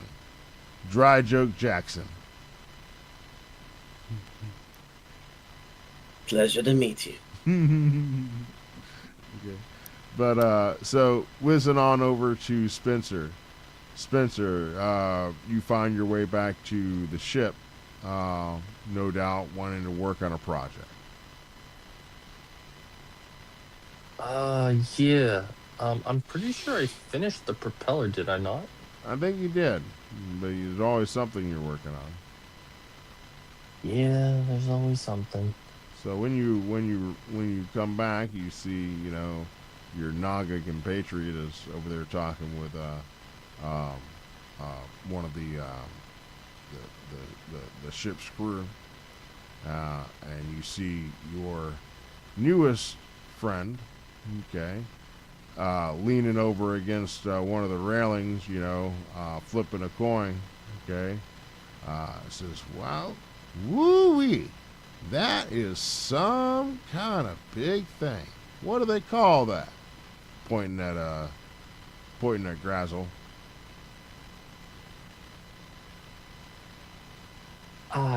That's my friend, Grazzle. What maybe I sure would like to meet him. That kind of Go for it. thing. Okay. So I'll introduce you to. yeah, you guys make your way over. Yep. Uh-oh. I gotta pull something up. I forgot her name already. Rook. Her name's Rook. Brooke. No, Rook. Brooke? Was it Brooke? Okay. Rook. You're right. It is Rook with an R. Thank you for that. Yeah.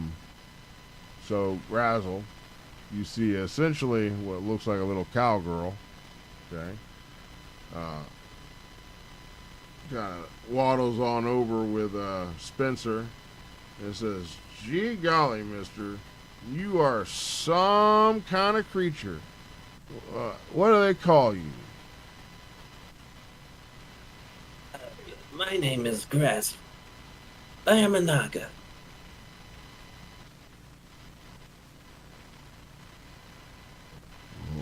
"It's Naga to meet you." You see the guy that you're there talking to says, "Ha ha ha! I told him that one too." Oh dear. Sorry, can't help myself. DM humor. So, Hold the same joke twice. for NPCs. Hey, I got someone to laugh at my joke. It might have been an NPC that might have been me laughing at my own joke, but I got to laugh, damn it. Okay? All right. But anyway, says, so, what do you do there, Grazzle? More or less catalog beasts, creatures, monsters, fruits, veggies, cultures, whatever I can learn about the lands that I go to. Says, is that an official job here on the ship? It's more of a hobby of mine. I more or less help deal with the bigger threats. Whenever the group needs help, of course. Large beasts, After all, it takes a monster to kill a monster sometimes. There are very large beasties out there. Beastmaster, and what is it you do here there, Spencer? I tinker, I invent, I solve problems that people can't solve in conventional ways. You guys got one of everything around here. You know, there's one thing y'all don't have, though. You know what that is? Is it a rook? Actually, that's true. But I was going to say a steel-eyed sharpshooter. And she throws up a coin, like a little, like silver coin, and then pulls out her pistol and shoots it and pulls it back down. You see it has a little hole in it. So I could shoot out the eye of a fly from 100 miles out with my eyes closed. And if that ain't worth a job, I don't know what is. Have you ever tried wielding one of these? And I pull out my hunting rifle. Woo-wee, that sure is fancy. I wouldn't mind having the go on that thing.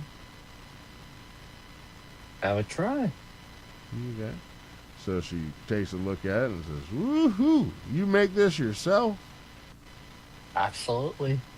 That's some nice handiwork. Couldn't afford it, so I made it myself. It sure does have some sweet action on it. Okay. So what about it? You need a sharpshooter? Sure. Another All right. hand always helps. Well, looks like I got myself a job then. I can't wait to tell my mom. I'll have to write her, of course. Where is your ma? Back in Auroria, that's where I come from. But I'm off to see the big world.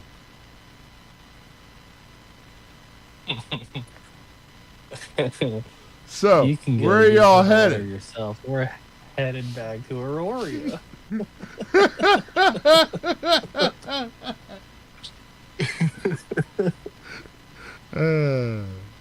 Yeah, that's great. All right, so with that, we're going to flip back over to Eric's that's in the tavern. I would love to meet the family. Eric's in the tavern. Are you still there, everybody? There he is. Yeah, I'm here. The giant was trying to figure out how to handle this. I think I got out feeling too much like an asshole. Hold on 1 second. I apologize. Yeah. I got someone knocking on the door. Hold on. Keep on knocking, but you can't come in. Guys, I'm cooking. Don't let the DM know. I'm cooking up. I'm cooking. I'm sorry in advance for what I'm about to do. No, I don't even know what you about to do, dog. Shut the fuck up. Don't even drop that shit, dude. I'm sorry. Nobody there. Must have been accident. All right. So, I'm so sorry about that. So Eric, I gave you a little bit more time as Finn, as he's calling himself now, takes another drink of that whiskey. He says, gee golly, sure is some good whiskey. He eats some of the bread and he says, there's some good bread too. So is this why you have me out here? What are we drinking to? Yeah, I figured we'd have good times, and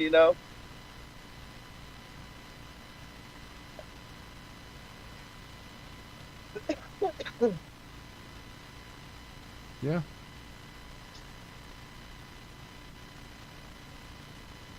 Where's the battery?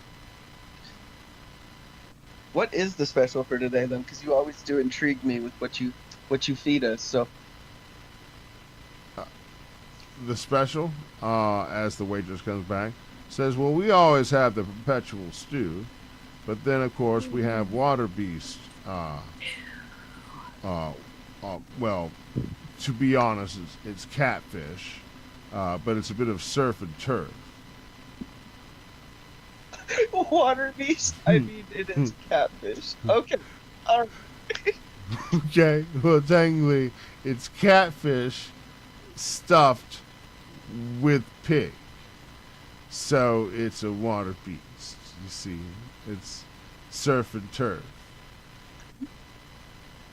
Get one more thing in there, you almost have a fantasy version of a turducken. When is bacon not made something better? Fair point. So I think we got perpetual stew for both of us, and the water beast, I guess. Water beast. That's right. All right. So she says someone actually ordered it. That's great. Fantastic. The chef will be thrilled. It's a daily special, but no one's ordered it yet. So, so yeah, they go and It's get like the what? whole deal. So, yeah, they get you the food. Lingering time as time clicks on, and the guy's still alive. So what are you doing about that? You're feeding him. I'm getting to it. I'm not just gonna whip an axe out in the middle of the tavern and just be like, "Oh yeah." And So you guys eat. but the thought. So yeah, you guys eat, you guys drink, and he's like, so that sure was good. Thanks, Captain. While we're polishing off the bottom, I'm gonna reach into the bag and I'm gonna prick my finger on the axe. Okay. You prick your finger on the axe.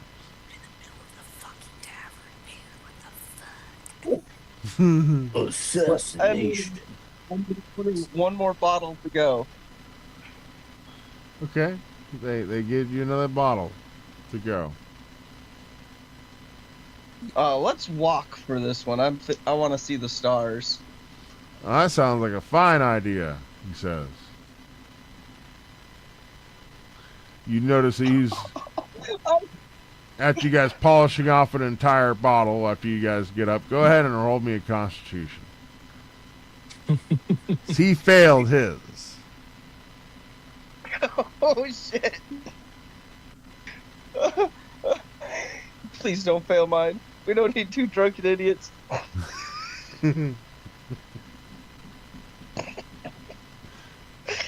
Yeah, the time it takes to load right now is just agony, I would like to point out.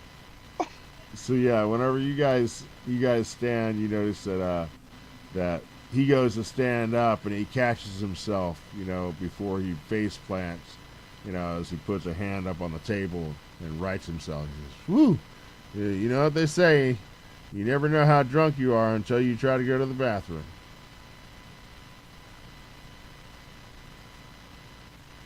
That moment when you stare at yourself in the mirror no. and you're like, Oh no, that's not good.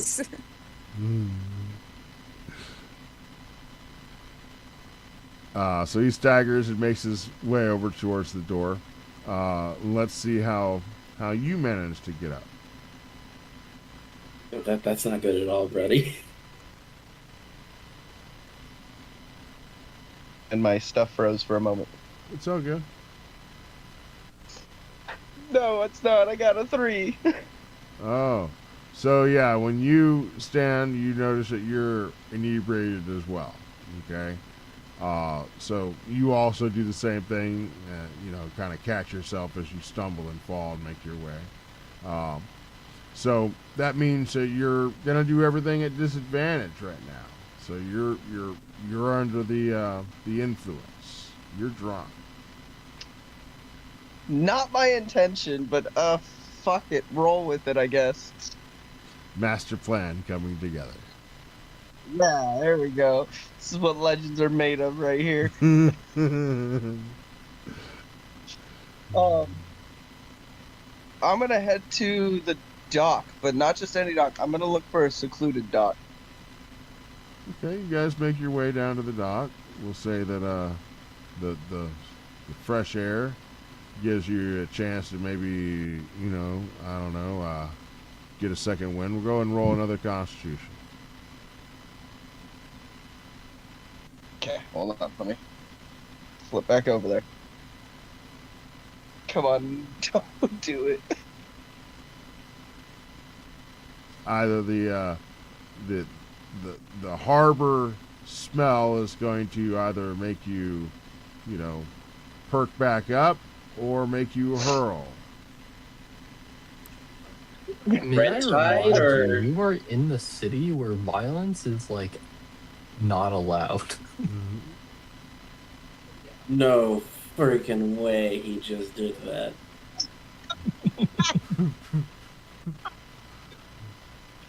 The dice hate me. I got a 1. Wow.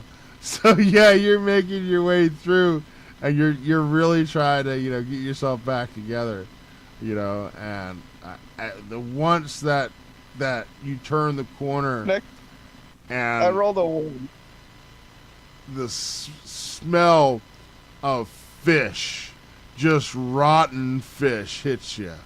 You're just like, ugh, and you puke right there. And of course, he sees it, and so he pukes. All I see is the Family Guy. They're all just sitting in the living room puking. Okay. Wow. This is just going great, guys. Wish me luck here.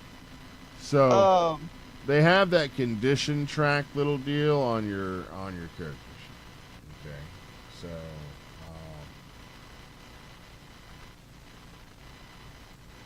let's look at that real quick.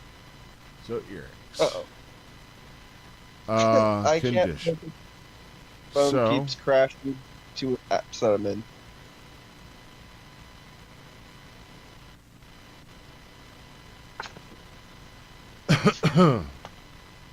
so you have a 1, and now you have a 2. Okay.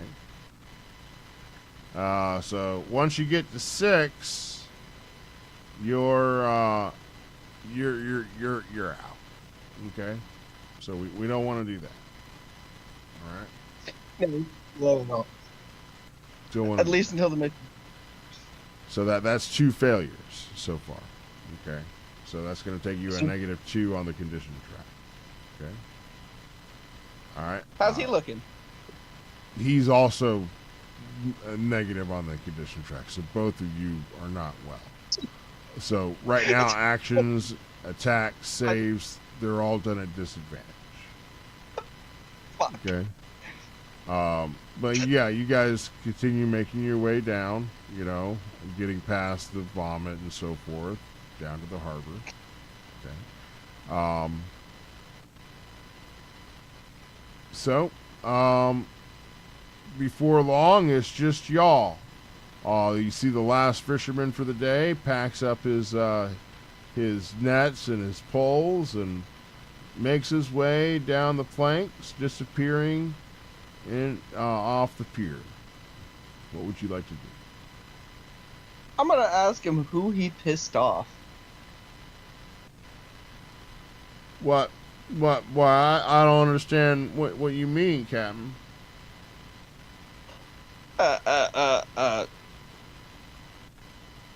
There's pretty much a bounty on you, my guy. A bounty? I ain't done nothing. Why you gotta use that voice? Because he's drunk. Just keep a straight face over here, and it's so hard. Oh my god. Oh. Well, you see, from my understanding, I was told it's you or me, and I don't feel like just stabbing you in the back. So I toss him a dagger and I produce the axe. And I tell him, if you want to live, one of us has to die here. What? He says, holding the knife. Hmm? What are you talking about?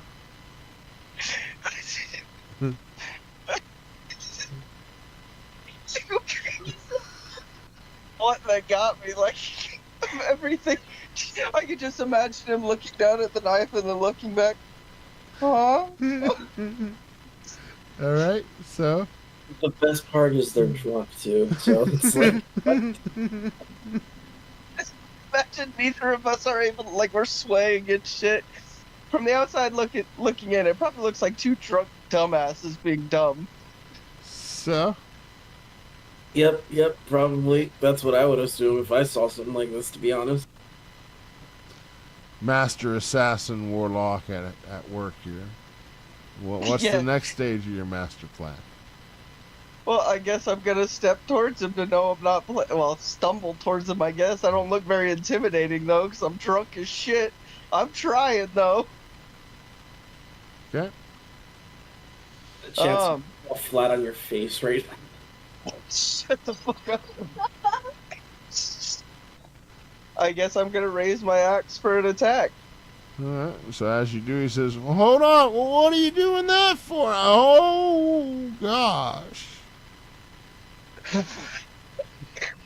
Why are you like this? You make this so much harder. I've already grown attached to this NPC, and now you're making me kill him. I feel like a slime ball. I'm sorry. Let me make it easier for you. Grrr! I hate you.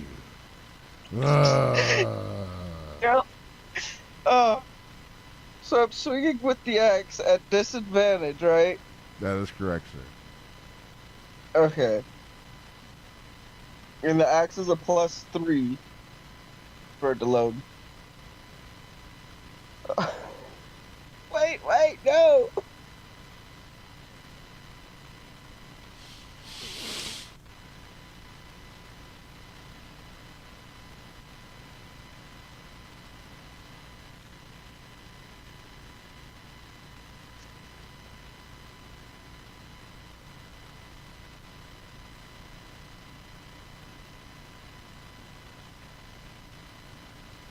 I think it crashed my thing again. Uh-oh. Oh, wait, no, I hear voices. I hear voices in my head. They talk to me. They understand.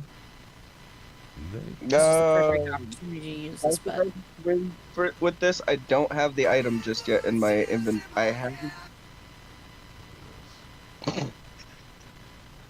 I have it, but I don't have it's not on my item sheet yet. Emotional damage.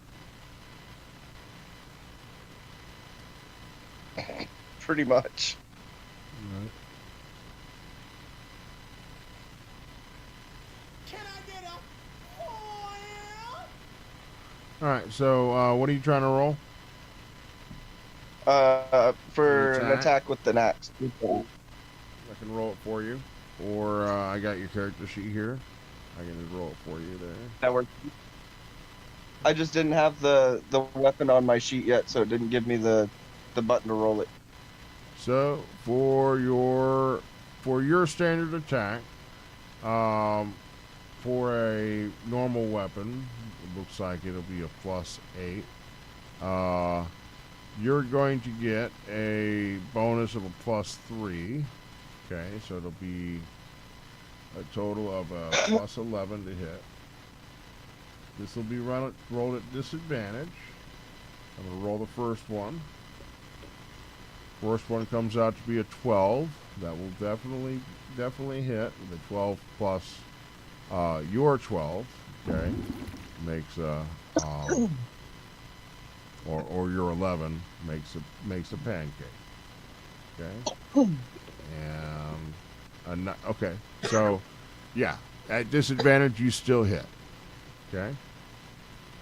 So then we're gonna roll damage for your axe, okay, and so you're gonna roll a d so sorry, a d8, okay, for your axe. All right. You're doing it one-handed or two?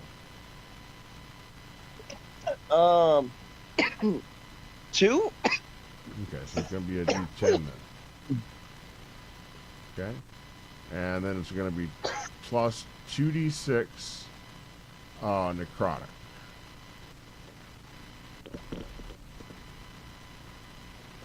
All right, so that does 16 points of damage. Okay.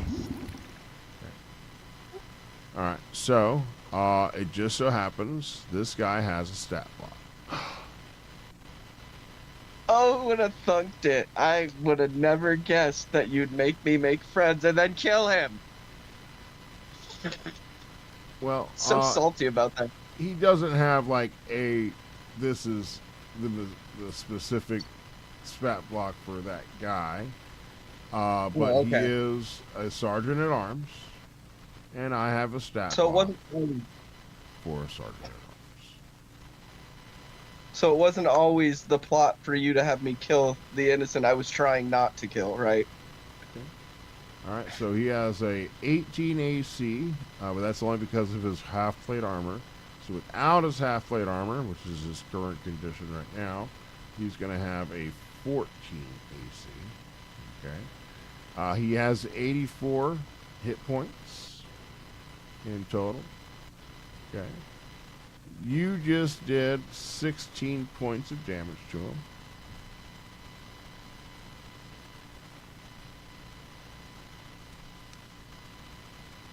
Okay.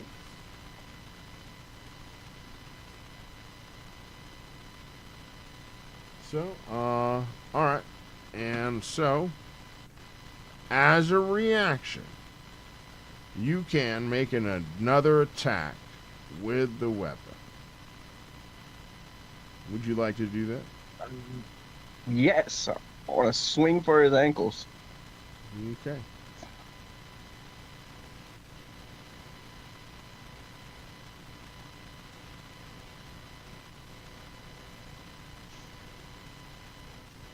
All right. Do you need me to roll for you? Yes. If I open the other one, it overheats my phone and crashes it, unfortunately. So the first roll is, we decided you have a plus 11 with it. So the first hit is a 14, which technically is enough to hit. So it will. Okay. And so then that'll be, and you said you're using it with two-handed, right? Yes. And so it's an additional 20 points. All right. So, is there anything else you're doing, or is that going to end your turn?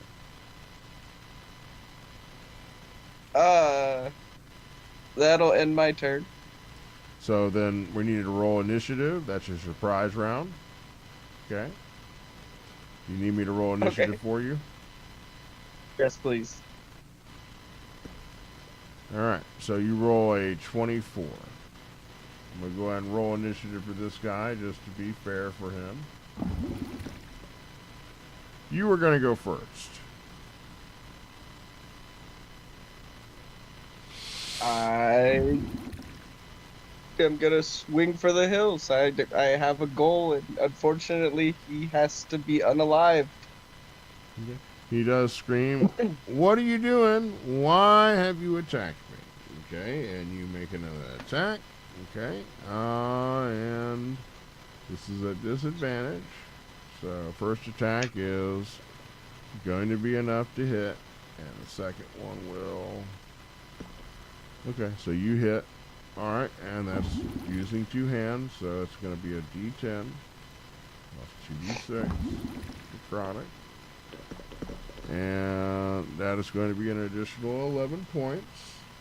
So now then, as a reaction, you can make another attack. Would you like to do that? I'm gonna swing for the hills. Okay. So done a disadvantage. This is a 13 for the first one. That one will hit. Wait, as the curse of the axe, doesn't it force you to use your bonus action to attack? That's what the reaction is. The reaction is it forces. Oh, Okay, it forces your reaction. But you have the choice to use it or not. Okay, you can resist it. Okay, but yeah.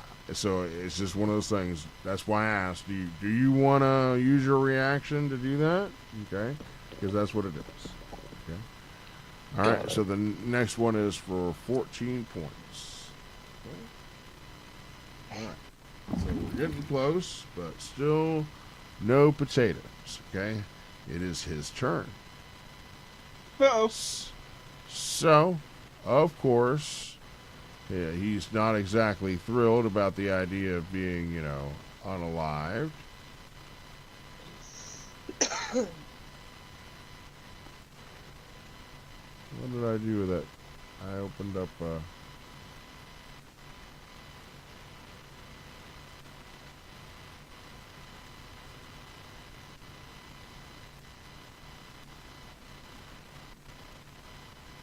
Get your big puppers.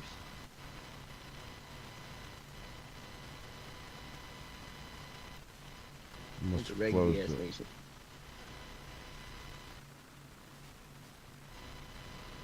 Yeah, I must have closed it. Okay. Alright. So he started off with 84 hit points. You have done, looks like 25, 45, 55, 60,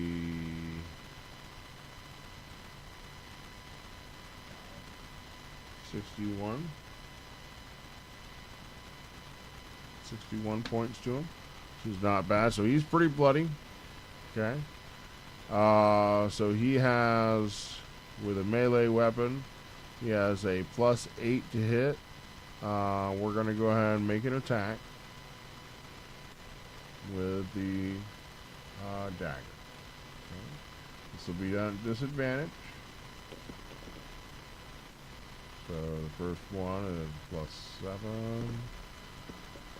So 7 plus 8. So does a 15 hit you, Eric? So you have an AC of 12, it looks like. Yes. Hee. Okay. So this will be a D4 because of the dagger. So that's going to be full damage. Okay.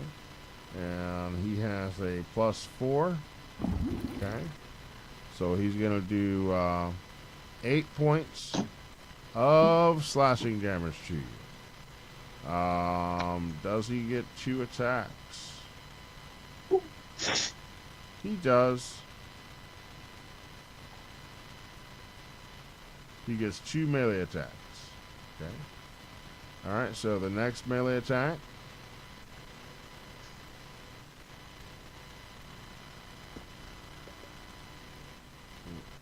That'll hit. And ooh. So it looks like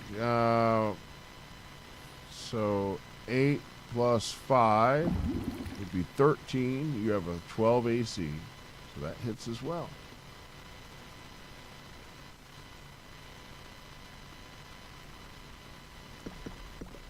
+4, so it'll be 6. So you need me to keep track of your HP? I can do that. I will give it a shot. Give me a second right now. I'm gonna try and open it. I got you. So 8 for the first one, and then 6 for the second. All right.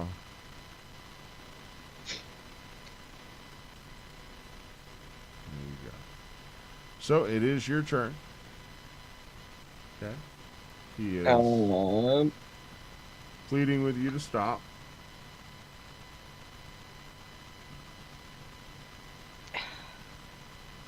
Makes this so hard. I'm gonna swing again. Okay. I got you. Okay. So it's a disadvantage. So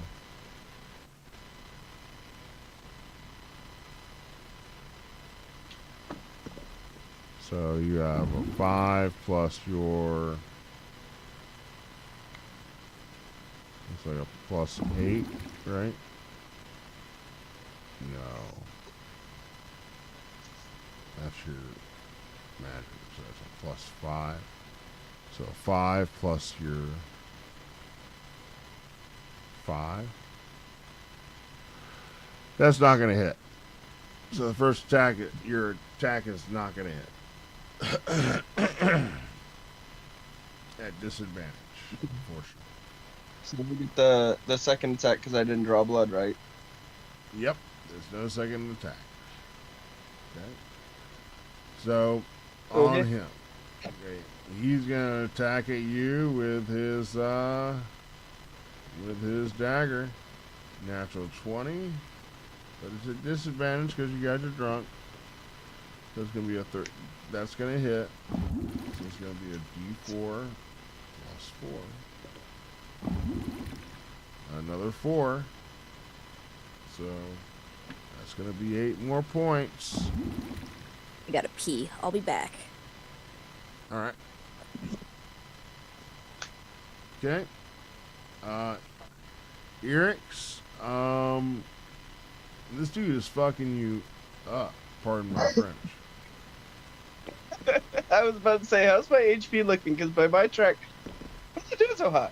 All right. So he, at disadvantage, he does miss the second attack. Okay. He whiffs with a natural 1, so he drops the dagger at his feet. Okay. So he's dropped the dagger at his feet. Okay. This is your opportunity. If ever there was an opportunity, this is it. I am going to swing with all of my drunkenness might that I can muster. Okay. So at disadvantage, let's see what that amounts to. So that first one should hit. All right. So a 10 plus your 5 would be a 15, so that would hit. So he has a 14 AC. All right. So it's going to be a D10 plus 2D6. And that'll be 14 points.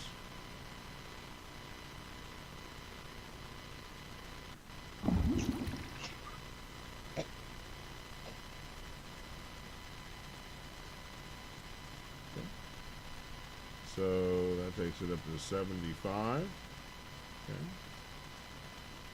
So he is on death's door. You have another attack if you choose, which I'm guessing you're going to do. Yes. So far, so good. Let's see, with a disadvantage, you hit. Okay. That'll be a D10. Okay. That's 8 plus 2D6 product. 10. Okay. So that's going to be 18 points. So, I think that's going to do it.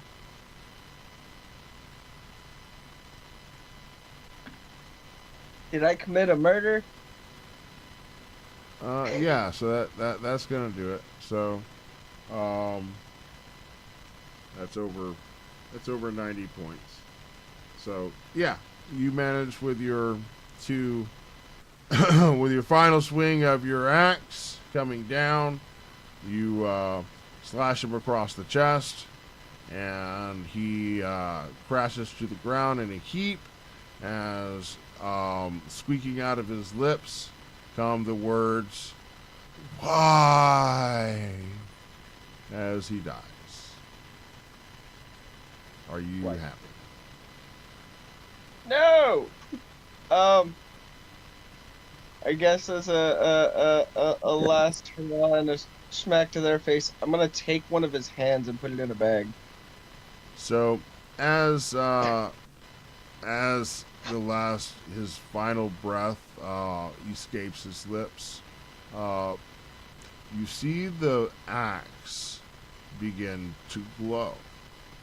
Okay, and the blood that the blade is slick with now, you see that it is absorbed by the blade. Okay, and you can see as though a violet hue that falls over the blade as it absorbs the blood. That same violet hue falls over the body momentarily and then dissipates. Oh, no hand for me. No. He's still there. Oh, okay. Okay. You get the feeling with your intuition, your warlockness. This was the blade's way of taking the soul of him and absorbing it into the blade. Doing so as well with the blood. Okay. So once again, taking, part of what the blade does. Remember with your identify. So his soul is in the blade. You can have his hand too now. You got a soul already. Yeah, I'll take his hand too. Give it to them as proof. Okay. Oh, okay. Yeah. That's Little what joke at the black and hand. because by the time I do, it's probably gonna be nasty and black. So you cut off the hand, and so now what are you gonna do with the body? We're at the pier. I think you know where this is going. No, I don't. This isn't Jersey, so. Burial by sea. I'm gonna push his ass in there. All right, fair enough. With a kerplunk, his body goes into the water. And just about the time that you see his ghastly face disappear beneath the waves. Okay. A fisherman comes aboard the dock, walking out to the pier. Not morning. Nice day for fishing, ain't it? I'm gonna raise a bloodied glove, the one that has the pendant, and just You'll say. Good day You'll for just walk off. just walk away. I even got the bloody fingerprint on my nose and lips from going shh.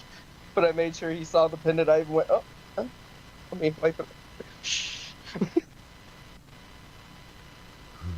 He looks down for a moment, at the blood on the ground and the blood on your hand. Just looks back up at you and just laughs and walks away. Yep. Not messing around with that. He's like, I ain't stupid.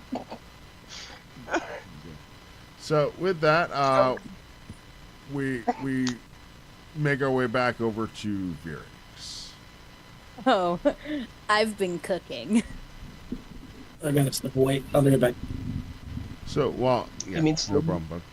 So while you've been cooking, so has Zill's help, and they prepared a meal for you, the two of you. As he sits at the table, across from you, he says, "Well, now would this qualify as our first date then?"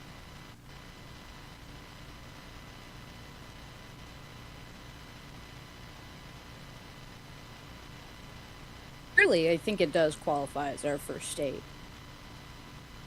And you've spared no expense. You provided a tailor, a bath. I mean, next perhaps you can even teach me which four consults which duke.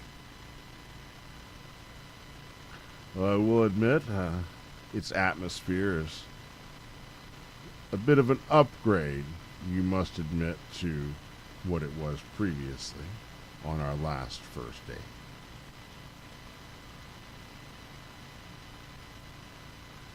Ramshack, Vir- dusty, drafty, barely held together.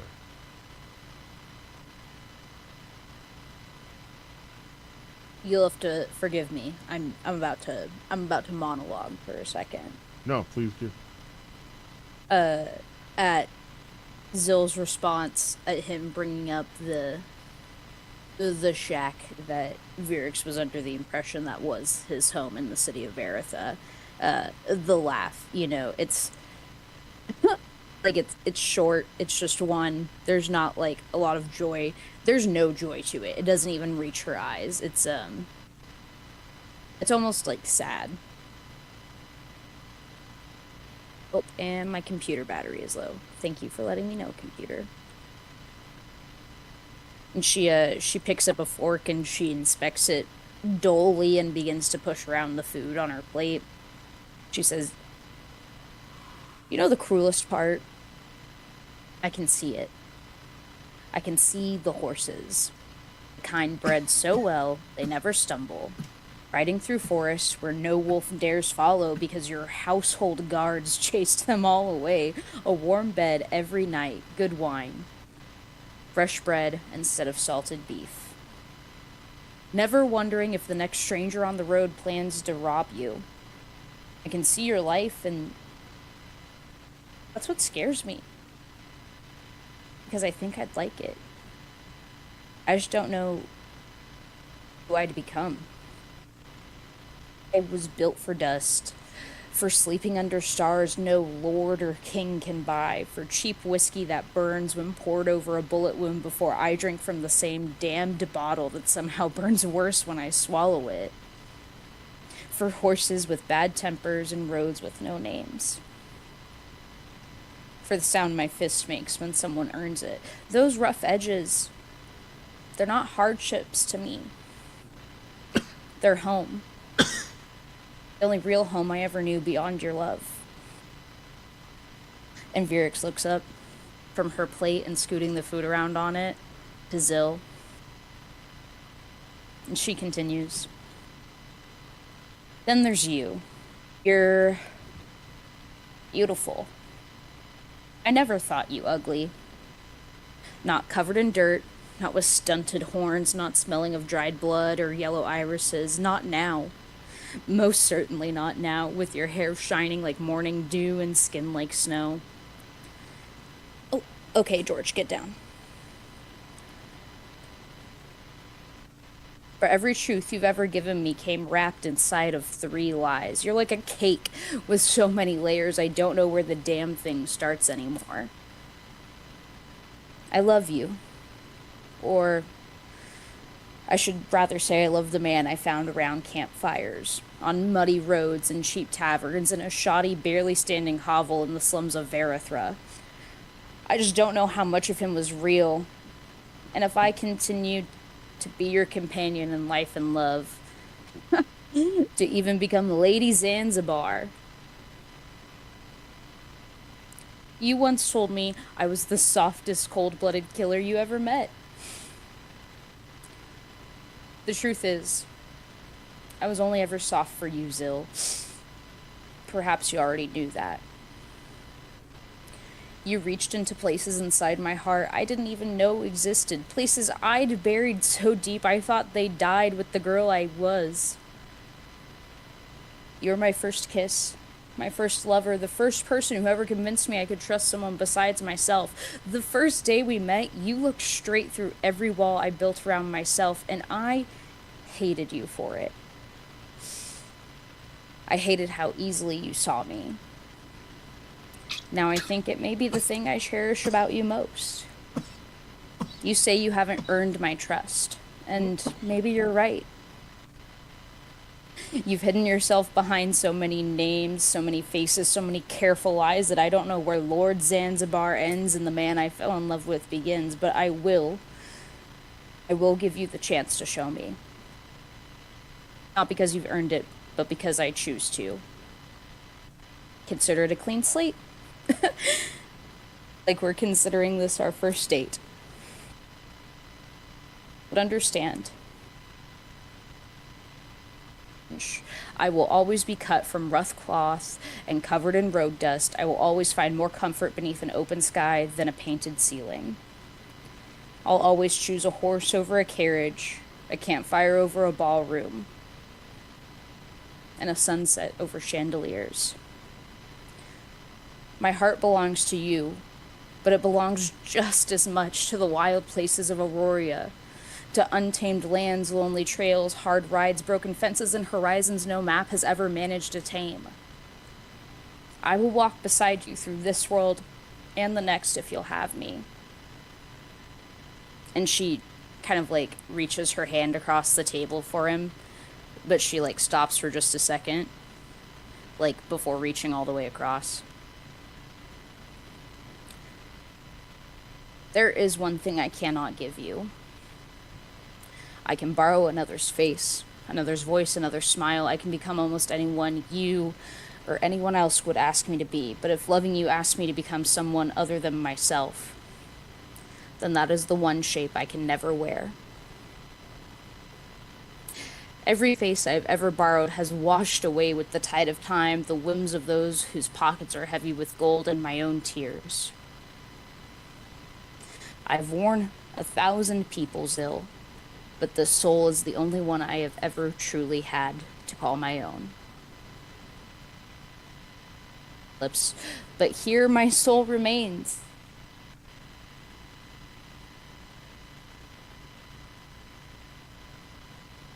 Lose the only version of Vera years trying to carve me into someone useful. I spent all that time afterward piecing those fragments back together, learning who I was beneath every disguise, every assassination, every mission, and I won't lose her. I won't lose me now. Not to comfort, not to fear, not to you. Not even to Lord Zanzibar. That's it. That's what I cooked.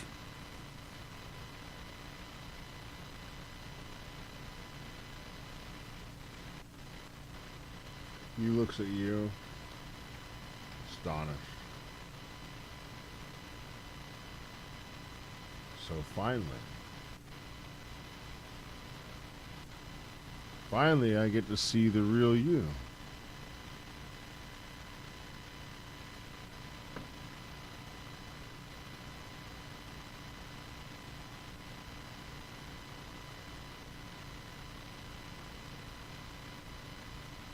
You know, in a funny way,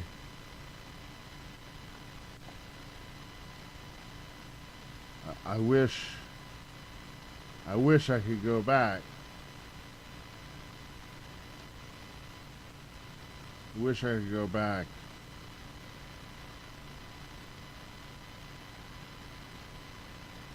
and do things different. But I know I can't. And unfortunately, that's just the way things are. And I do the things I do because I believe in what I'm doing. I'm the best at what I do. And I think that's a part of what you love about it. But being what I am, well, I never lied to you about that. I have returned. He has returned. And the one thing that you can definitely say I've always been truthful with is I've always been truthful with telling you that I was not always truthful with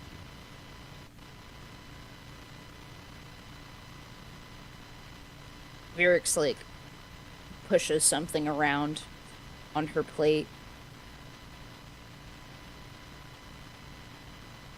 And she kind of says,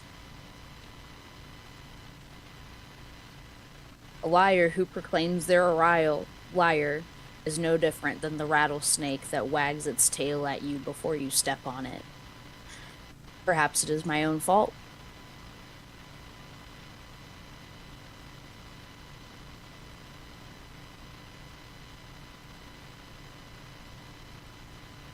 You are correct in the fact that you were truthful about never being fully truthful. And I accepted that, and truly I have nobody to blame here except myself. You know, it's funny. I tried several times. I remember the day you thought I drowned. To be honest, that was a good enough exit for me.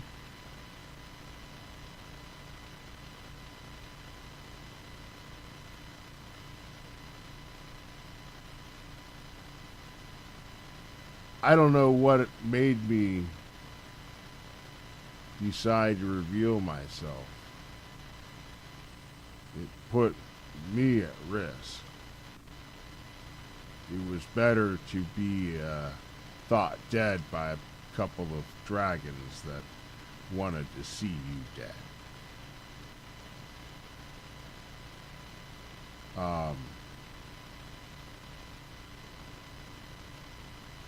But I saw the way that thinking me dead impacted you.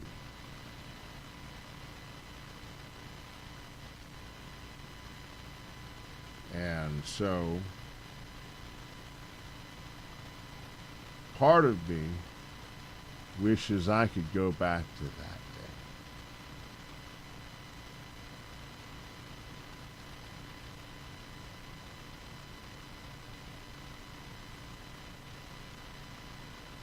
And let you hurt a little bit to save you the pain that you must feel now. Fuck, there's a huge spider on my floor. Oh, snap. Sorry. There's a cat looking at it. It's okay. I think it's just a wolf spider. I'm sorry. I'm sorry. No. George, get it. Get the spider. Get the spider. Please get the spider. Get it. Roll initiative, George. No. Okay. I think she got it. Oh, got it. Oh, you got it. Good job. Oh my god, it's... Allegedly. No. Don't play no shit. You feel me? They'd have never been about that. I don't want to kill it because it's a wolf spider. I just don't want it to crawl on me. Okay, I promise No. I promise I'm listening. I'm just also keeping track of where this spider is going. Take this. Emotional damage. So yeah, he basically tells you, that he wishes that he could go back to that moment where he allowed you to know he wasn't dead and do it over and not tell you he wasn't dead, to allow you to feel that, continue to feel that little bit of pain you were then, to save you the pain that you feel now. He wonders if that would be better.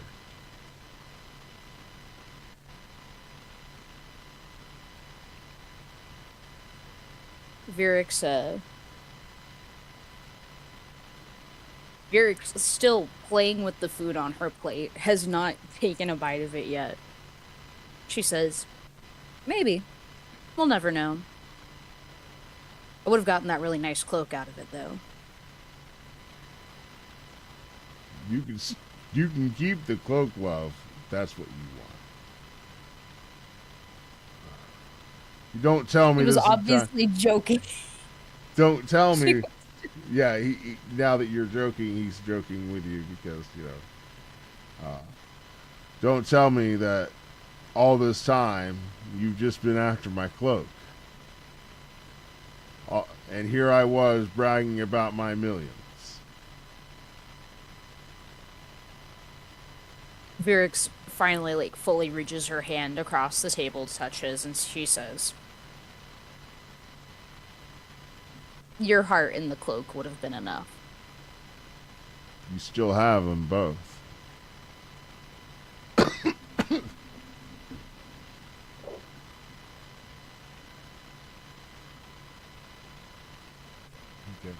And she points to something on the plate, and she's like, "So what even is this?" You don't. This bitch is used to eating, like, pot pie and hard salt beef.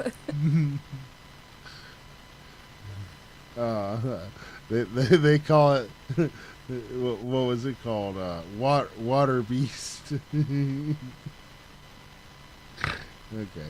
So anyway, That's the fine dining. You're a monster. All right. So 4 people So, today.